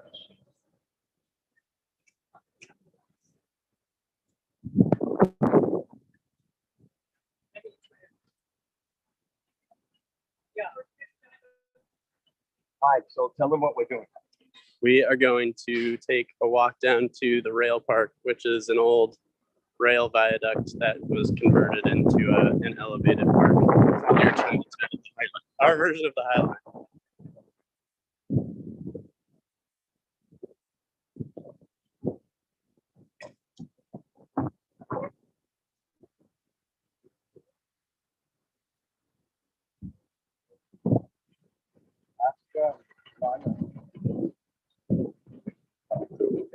Yeah.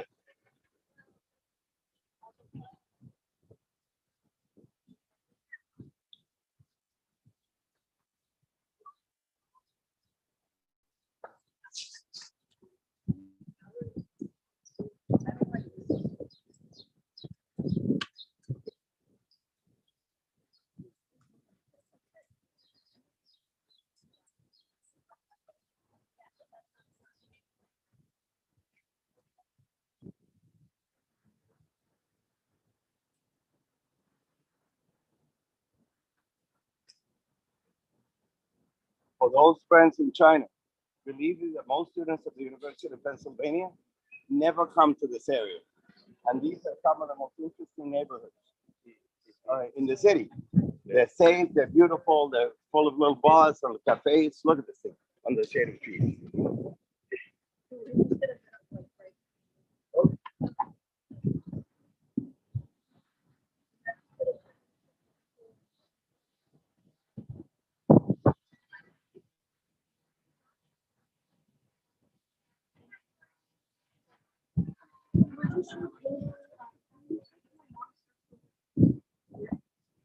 The best place. Walking through a cloud of concrete dust.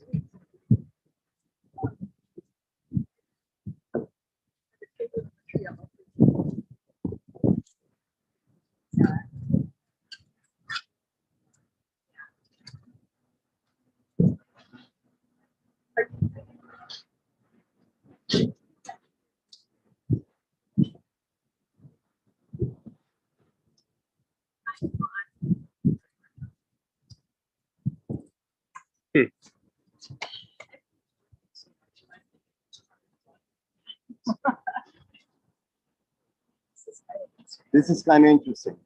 Yeah.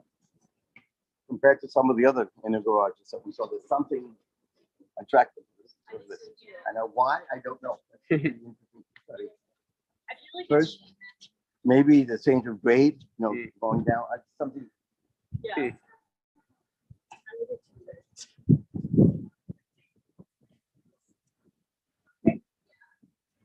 One entrance.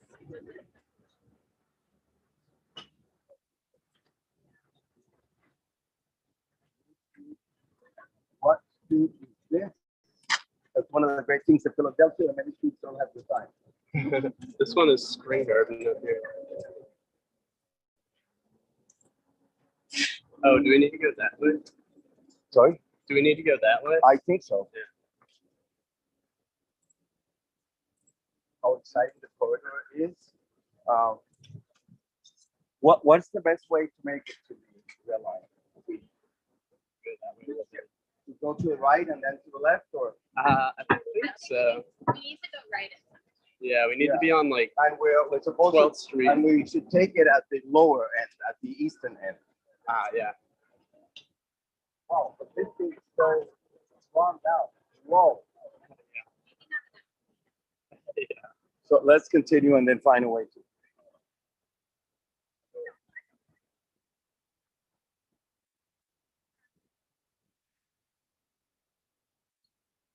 I spent a year in Boston, and every state is different. In Boston, the pedestrian has a priority, even if you're crossing up. Yeah. And they immediately stop. But there's California too. Yeah, they run you over. Yeah, in Idaho, they have rights to sue you if you cross where you're not supposed to be. Really? Wow. Or road, yeah.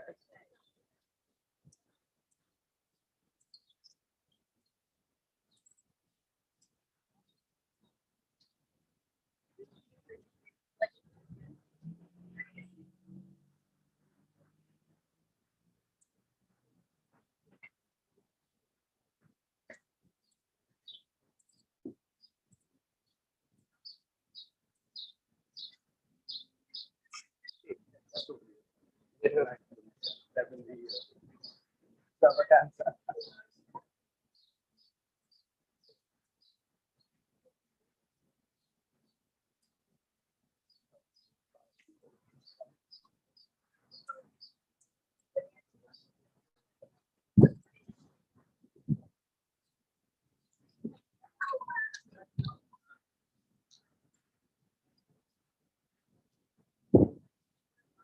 So, I mean, I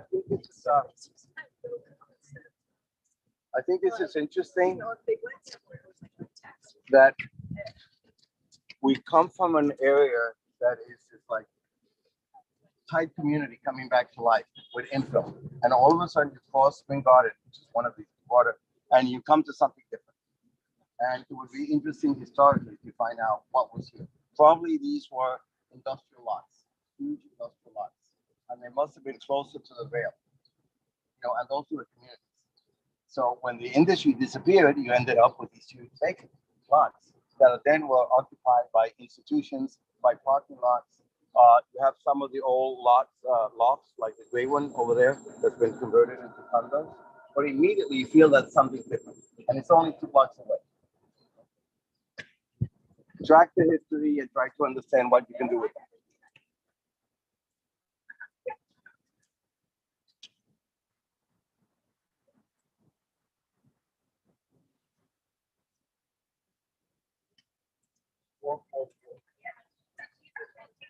Actually, these, I don't know if in China this is common. In Latin America, it's not, does not exist. We never had this manufacturing block typology in Latin America, which is so common in the Northeast.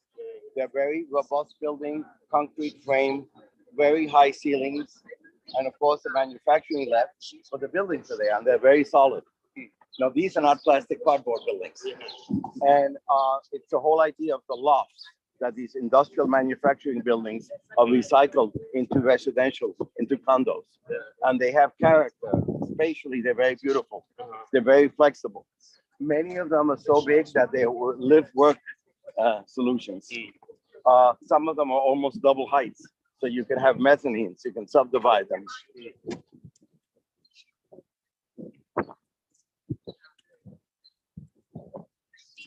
Right here, underground.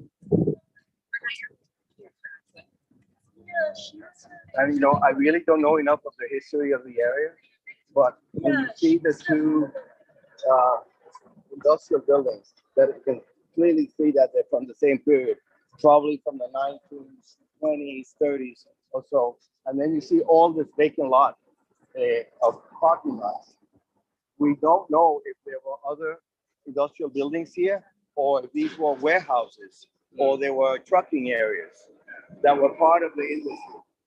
So they did not demolish the buildings, but they recycled the vacant lot into parking. And of course, it's not exactly the most attractive landscape.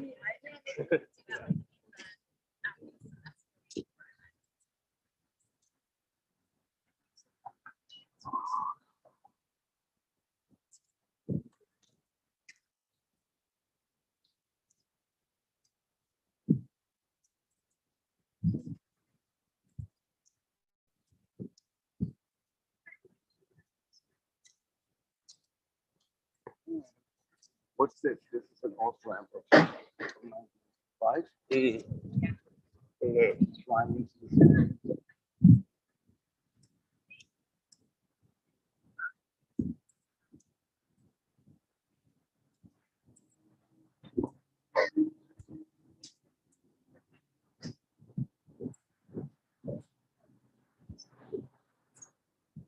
We're not that close. Look at the William Penn, the heart of the city. Sort of close to City Hall. Yeah. And here we have another row interruption of the ramps coming out of I-95.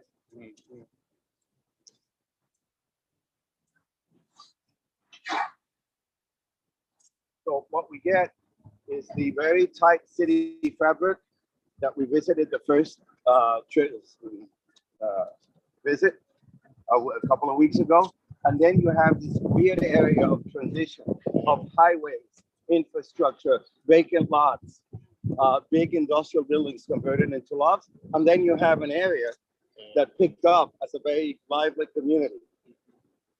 Whoa.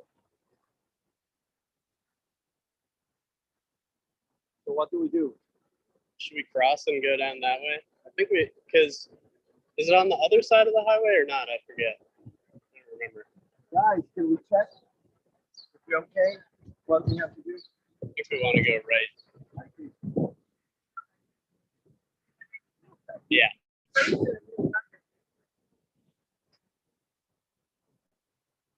I don't think we want to cross the highway.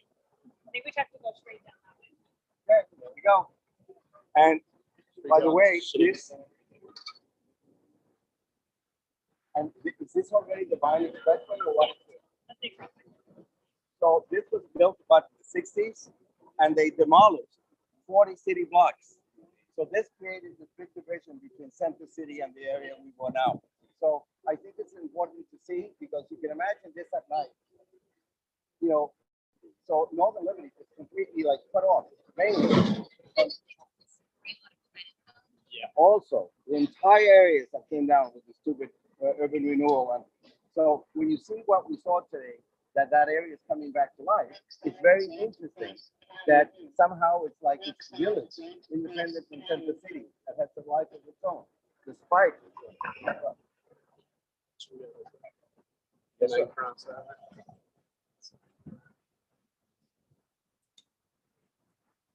Wow, hurry up, guys.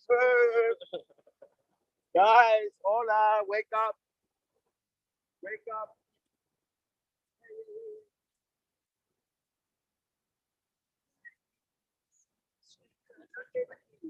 Yeah.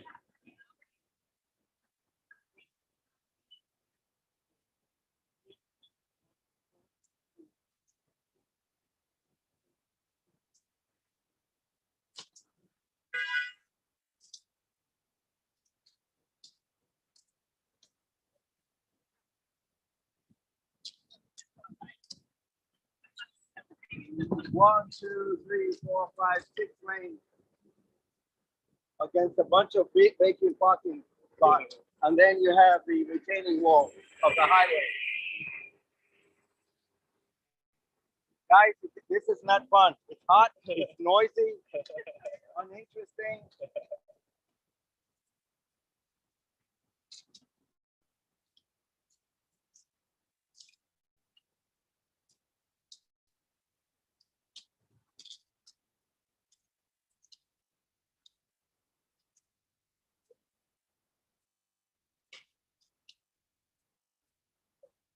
And then they throw a little green to sort of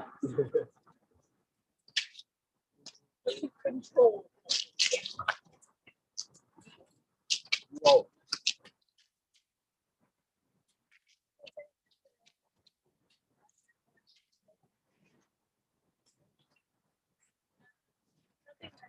Oh.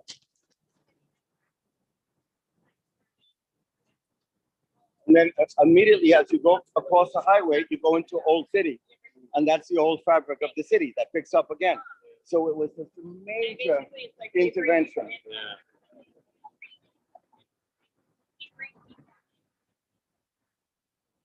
And the reason that they built this highway in the 60s is that, as you know, Philadelphia is constructed between the two rivers, the Delaware and the Schuylkill.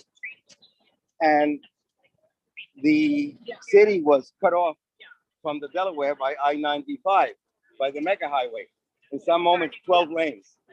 And then in the first walking tour, we went across the Schuylkill Expressway. So this was built to link the two highways and also to pick up the traffic coming from the Ben Franklin Bridge, which is the main bridge over the Delaware leading into the city.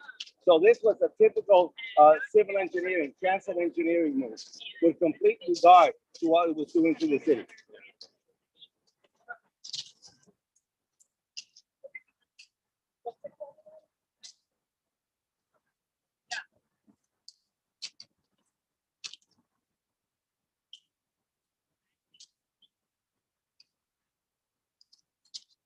I think we were very brave to make this with the heat. And it was okay, it was not forced. Yeah. Not that we were sketching too much. As we,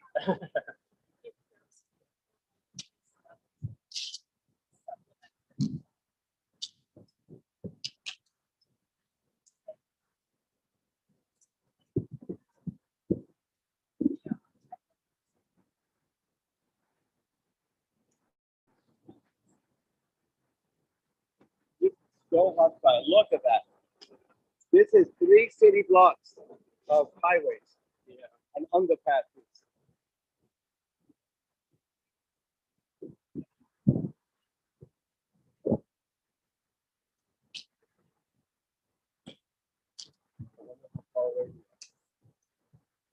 Pretty close. I recognize that steam plant.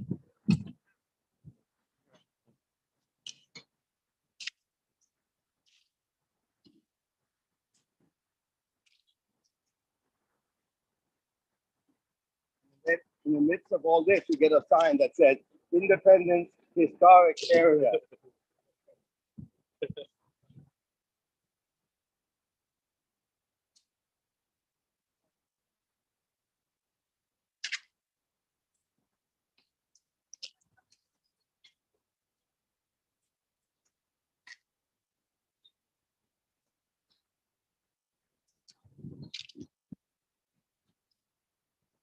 It would be interesting to speculate that as land values become very high in the area that we visited in Northern Liberties, and we have, of course, the land values up in Center City, if this intermediate sandwich over time, these industrial uses will move out, and this will be mixed use. We don't know, but it's like a fascinating urban design project. Yeah. You know what to do with the middle ground. Yeah.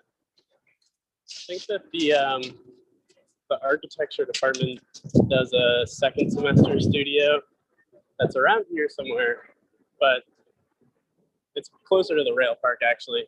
But yeah.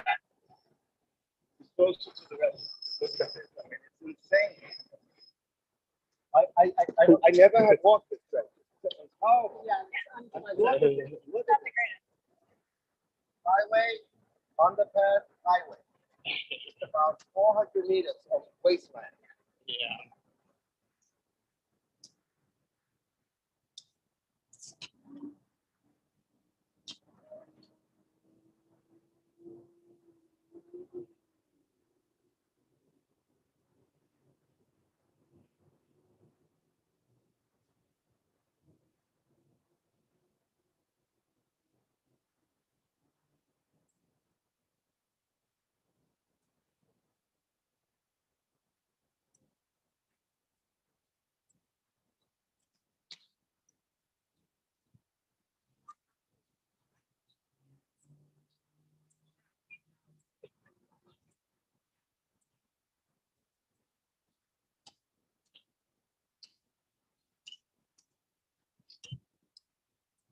That's sure it's on this side of the highway.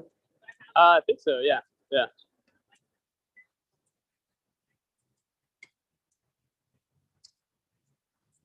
Yeah. Once you cross into the other side, it's like Chinatown.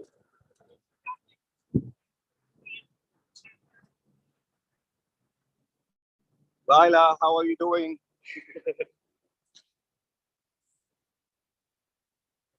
It's so crazy hot. I'm good. I'm enjoying. Yeah, you're comfortable home. And those in China are comfortable home. We're dying in the heat. David, just a question. Who you said who designed the courtyard? Sorry, one sec. I lost him for a second here. I think they'll be here.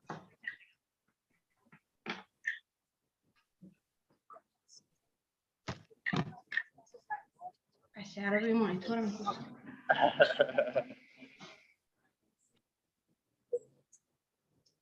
Lila, what was the question? Sorry.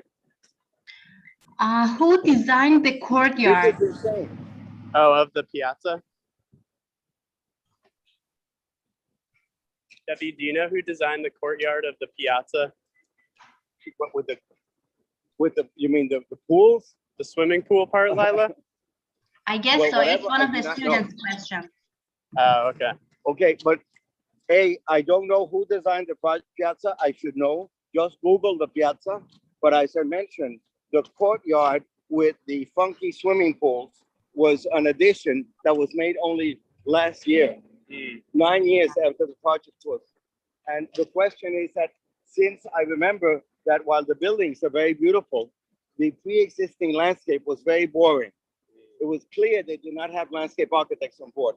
So I assume that those that designed the pools are landscape architects and they're not part of the original design team.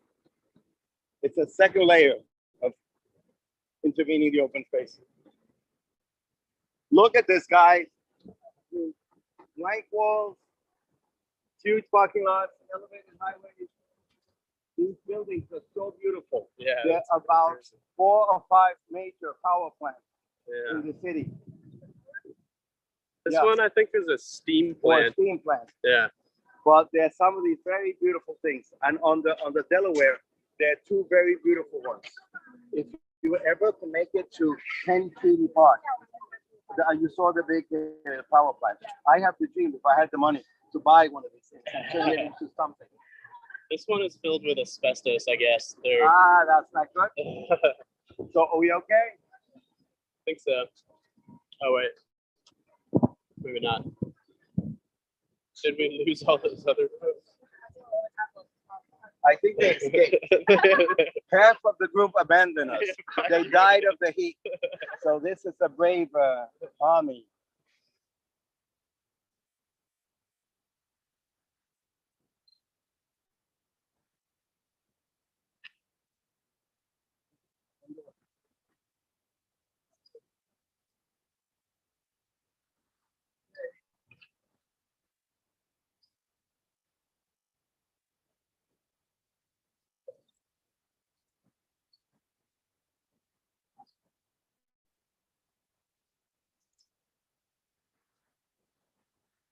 Oh,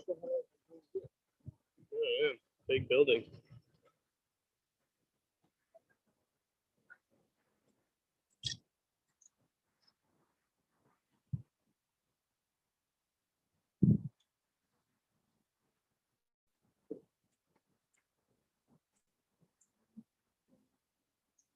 These are interesting things. When they start building a project like this in a wasteland, is that land values have gone up and someone is saying that this could be an opportunity. Yeah. They're actually very beautiful structures.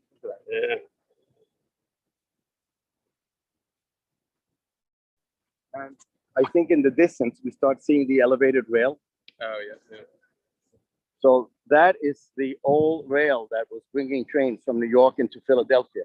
And for the last 3 kilometers or so, it was elevated. And therefore the urban grid went beneath the elevated line. And that is Reading Terminal Market, which was the end of the line, right in Market. So what we're going to see now, the rail line part is part of the rails that fed into this. Did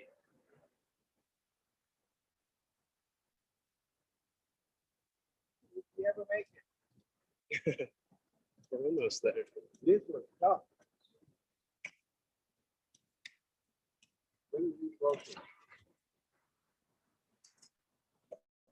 Is that the line? I think so. Yeah. So you just have to find a way how to get into the Yeah. lower part. I think it is. Yeah. I think that's it. Well, it splits off into 2 branches, and then the park one goes left, doesn't it? So it might be. I don't know. I think if we follow the viaduct, we'll get there. So here you can almost tell that in the next 10 years, all these things will be filled in. Yeah.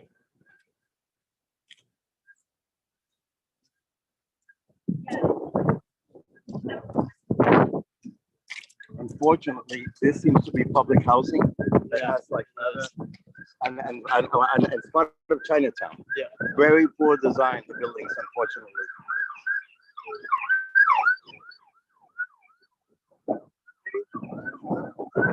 To consolidate the Chinese community. Yeah. And they're a very active community, by the way. Yeah. But it's such a tremendous contrast with the tough, like, Yeah. industrial ecology. It looks almost suburban. I think. I'm not sure, but how this works. But this building here with the colors, Mm-hmm. it's I think it's a partnership between the city and Chinatown, Yeah. and very powerful Chinese developers. Yeah.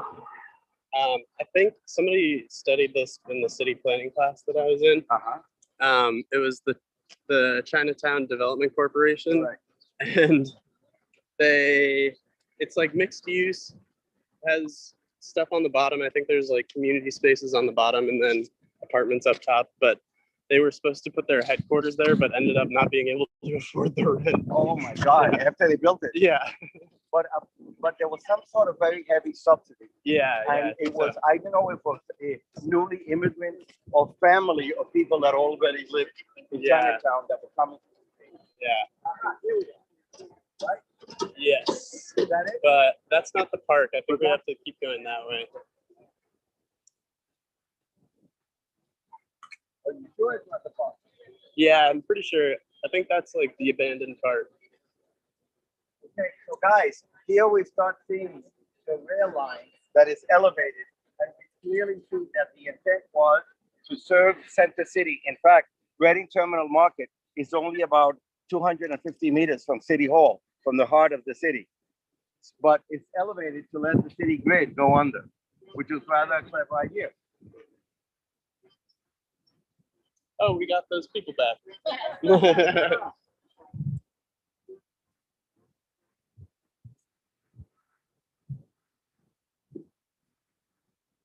We were already making fun of them.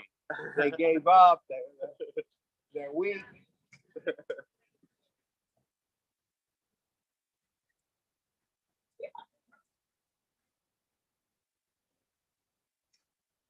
Welcome back, students.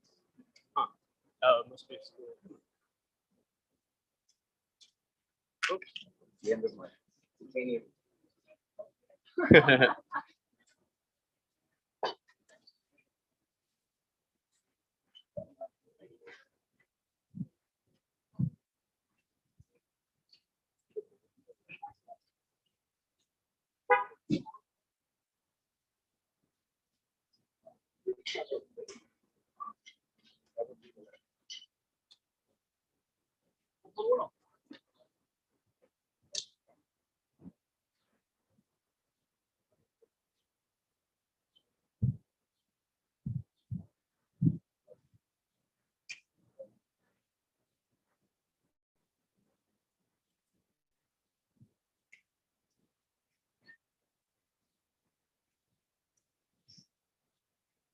Now we are kind of in Chinatown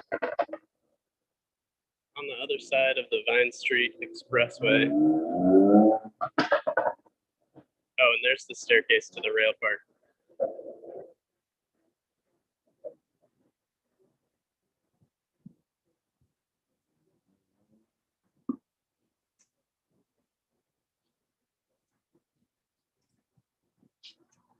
This is the other viaduct.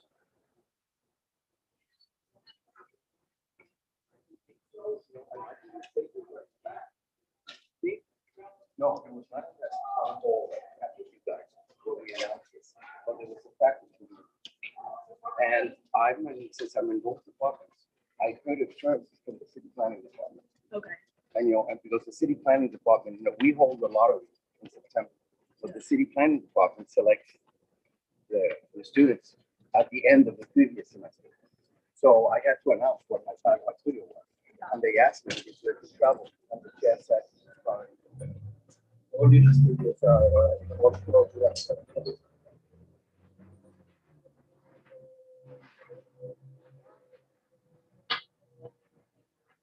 It's gonna be hot up here.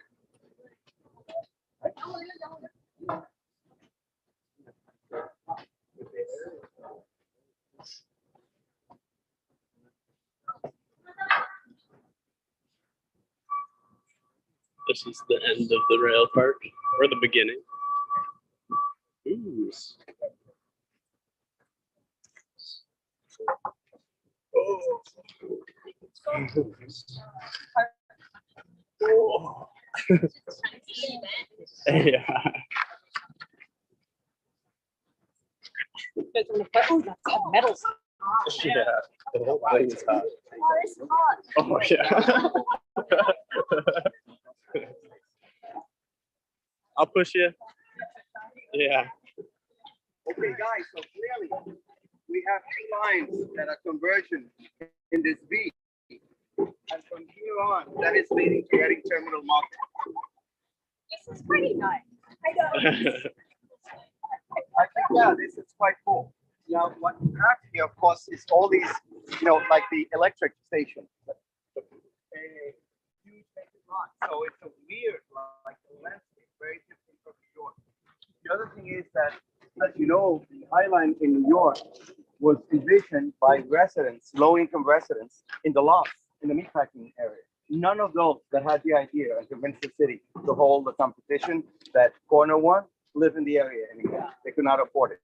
This thing is more community oriented. And although there's been gentrification, it's not a place like New York that you find 50,000 tourists a day. It's community driven. It's particularly hot today, and that's why not people are out, but they're really using it. And the other interesting thing is that the High Line is closed at night. Mainly, I don't know if it was for security reasons, but mainly for maintenance. It gets a strong beat. This thing is open 24 hours. And I was asking the neighbors, Professor Pefner lives in that loft building. You see the old tower there? So this is in the neighborhood. I was asking him if they heard that there have been problems with safety.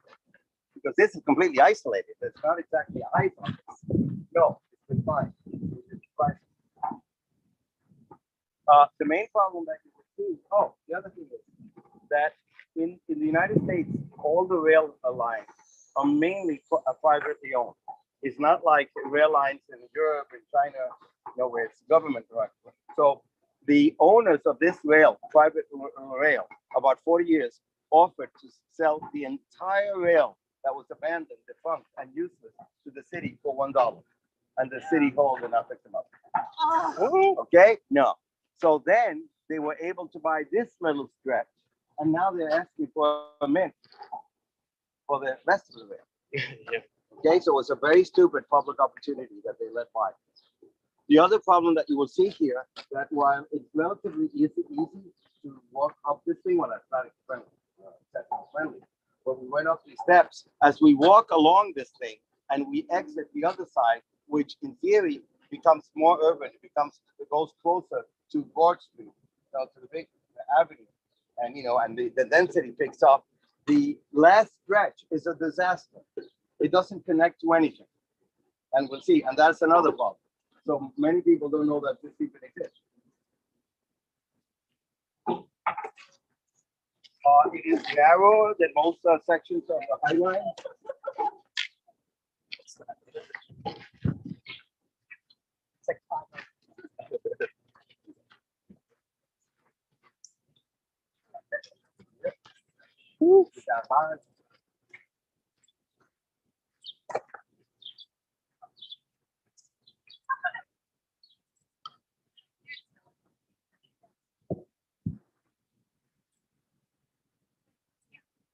To these amazing lofts.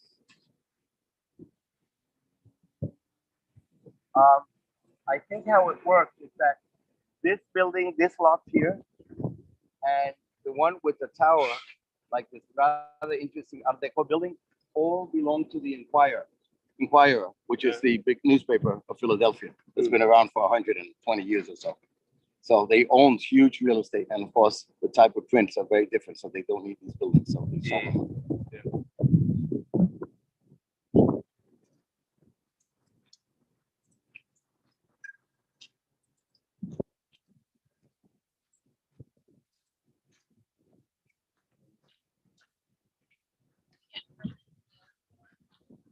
is a rather interesting scheme. For the most part, you liberate the edges with the railing and the view, and then you have an internal path. And this is not very wide. So you have two edge paths and then the gravel path in the middle. And sometimes they compress. So you lose the edge path here and becomes the seating area, and then meet the gravel path. So the moment is consistent line. I don't think that it would center the path in gravel, and then the planting navigating through one of the other. Okay. This is rather cool. Lines.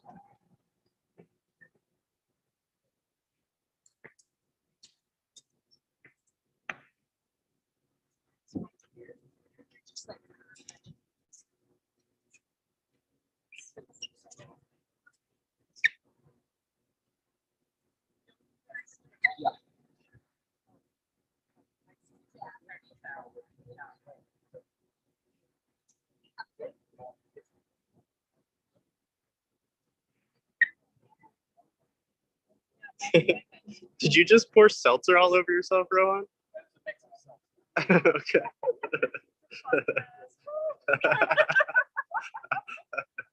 Sexy.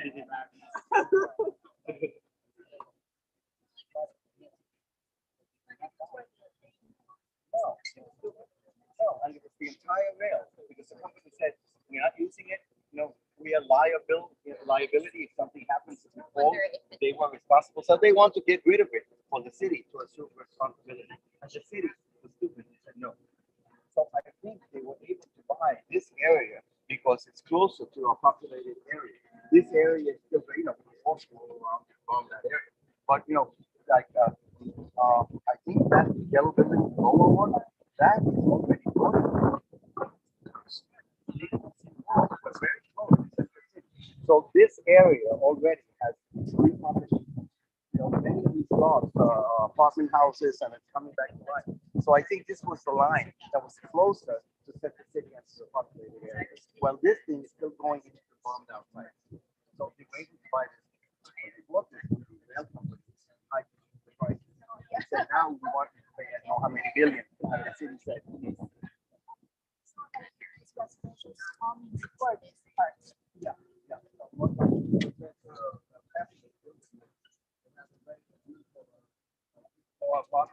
And in their lease, they had access to the roof. So it's a huge rock. I guess those trees that you see there, those are Professor Pepper's. But so it's gradually repopulated. And I was mentioning these buildings here, like the green tower there, and that belongs to the Empire. And now the whole security system has changed. A lot of this, so they do not need this huge thing. But it was a time when they had so many employees. It was one of the most important aspects.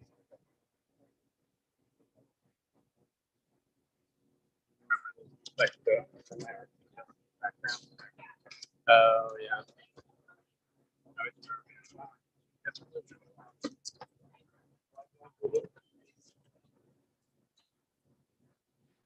Not all that. There's a local. Quite good. I would rather. Oh yeah. What was it? Brian Haynes. Brian. Isn't there a plan to go underground with it too? I think Well, there's like yes, but I think that because the line goes behind the Bonds Foundation, and there was an idea to make the low grade. Apparently, they sold developer rights. They're building a project that makes the public access to it now as we speak.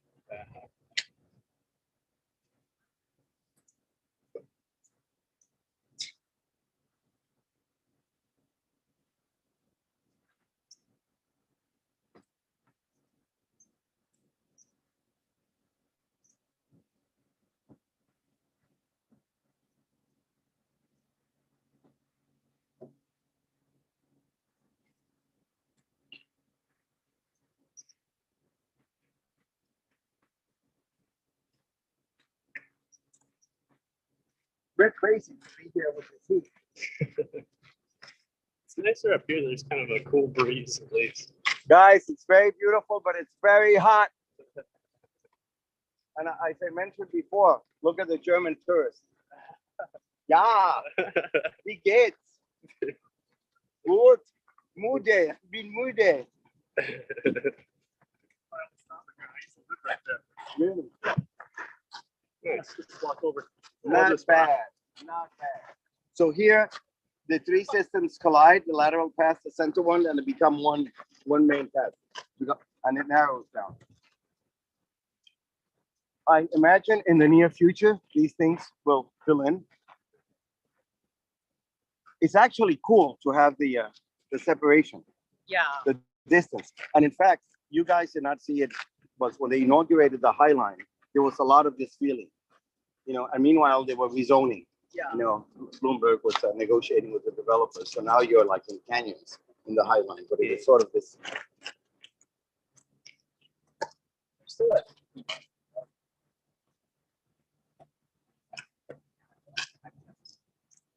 I'm rather impressed of the good maintenance. Yeah. And also that I was sure that this would be closed at night for security reasons. It's not. I can imagine that this was going to be, you know, a urinal and people sleeping at night and cooking.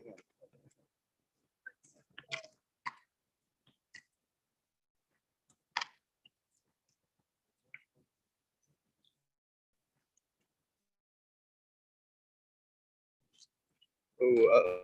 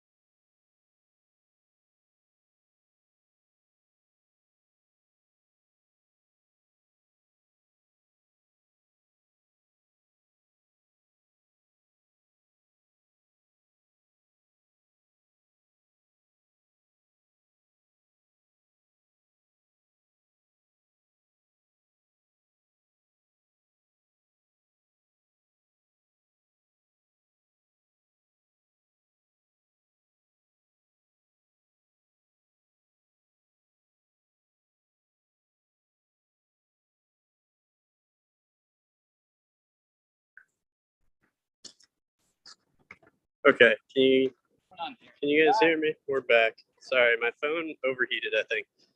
Let's see. Thank you, Jackson. I have you. I have Okay, your voice. cool. My phone got too hot. It had a temper tantrum. Yeah, thank you. Sorry for that. No, it's So okay. if I was in the class, this would be my picture for the final. Okay, so again, when you see this, it indicates that the people living here, so the area is coming back to life. Not only you have the restaurants, you have the parasols here, but you have, look what they're using here. I think it's great to use like this industrial thing. Now, this street, look what's happening. After all the design effort of this stretch, it comes to an end here, and then this thing links this no land, that is already Broad Street. And we're a stone's throw away from City Hall. So it's rather, you know, a lost opportunity that they were not able to finish this and create something amicable, you know, calling people in from the city. Most people on Market Street don't even know on Broad Street that this exists. The other thing, this thing is picking up. And of course, there's way more community life here, bars or lounge or whatever. And that is where you see the rest. In the project, notice that you have the bar, and here it disappears. There was going to be a staircase going down to where the containers are. And apparently, it was supposed to be accessible friendly. So it was like ramps and things. It took quite a distance. And well, that's what the city was expecting. And the landscape architects grew, and they designed the staircase exactly like that. Okay? The city got very angry and said, "This is not going to work. This has to be acceptable." And therefore, we said, "This serves." So trying to be correct, politically correct with accessibility, they canceled the access for that, which would have been a great finale for it. We need community. So things that why they cannot come back to the story, and say, especially with all the things that happen. These electrical things, we should build a wooden staircase and just throw it over, or ropes or something. Ropes. Does anybody have a battery, a charger? Anybody have a charger? Damn.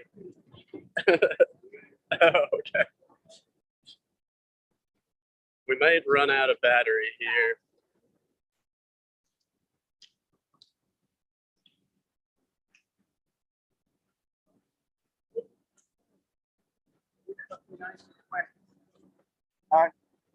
I don't know how it works, but according to Nick, what is beneath that, that was an ink tower where they kept the ink for the newspaper.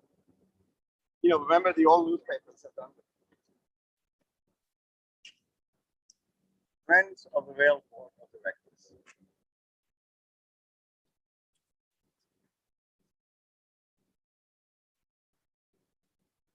So guys, we're coming to a rather anticlimactic ending of the tour.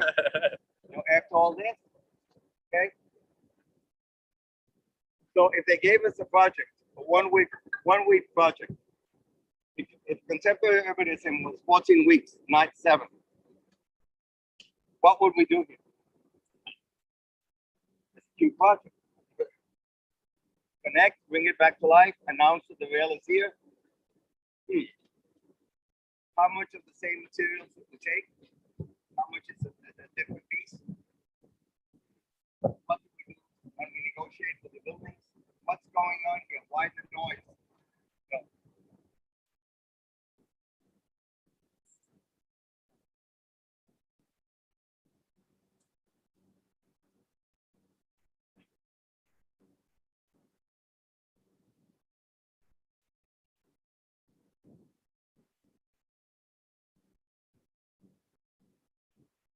Give me a break. They couldn't have expanded this with trees or something? No, weird, very weird.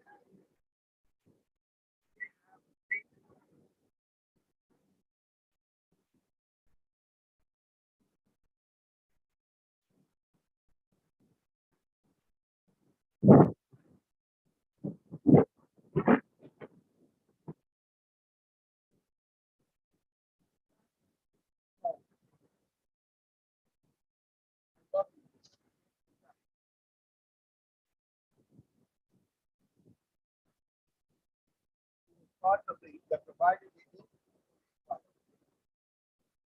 Yeah. And now I think one of the buildings on the other side of Portland.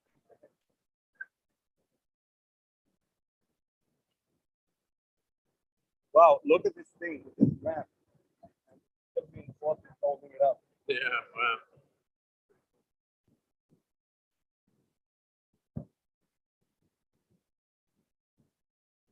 What is supposed to make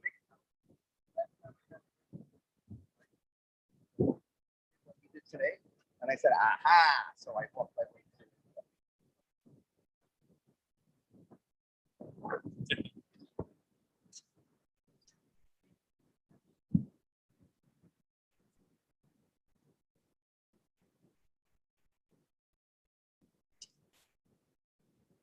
It's almost there. Look at this overgrown here. It's fantastic. You could be part of that.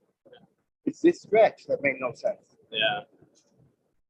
Oh, wow, there's like a little Stretch crevice right here. wouldn't surprise me that the owners of this must be the same people. Yeah. And they could say, well, you access your building from here and make this pedestrian.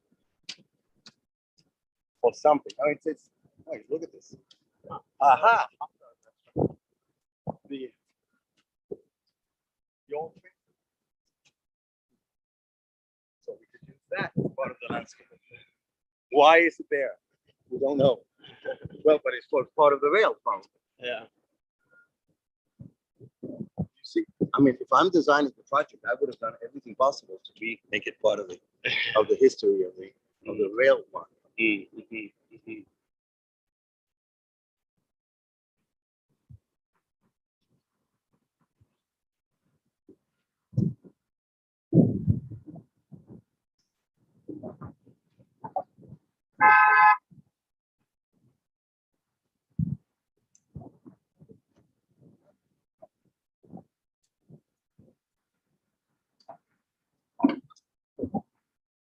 No.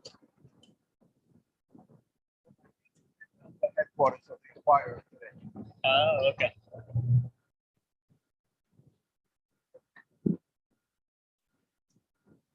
City Hall.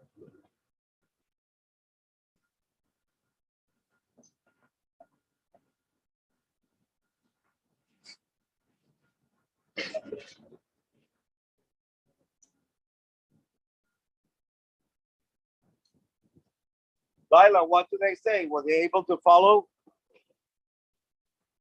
Was it Yes, clear I enough? am following you. Yes. I hear yes. Yes.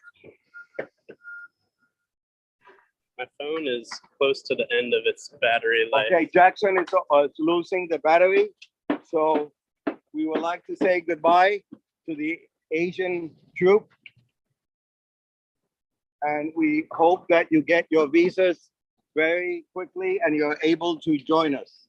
Yes. And then I invite you all, I sound like if I'm selling bikes, you should all buy bikes or use the city bikes and move around to avoid the heat and cover. And you guys have to go back and get your bikes. Good sports. Thank you so much. Lila, thank you so much. Thank you. Lila, Thank you we so have much, to- David. May I repeat for the last time, half of the group have not sent the plan of your mosaic. Yes. And we needed to finish the exhibit. Yes. And meanwhile, Lila and I, we have to work on Saturday and Sunday or both, whatever. So let me know what's good for you. It's time. Yes. Thank you so much. Thank you, guys. Thank you, Jackson. It was really helpful. Thank you so much. Genius is here. Yeah, bye. Yeah. Bye. Okay, see ya. Bye.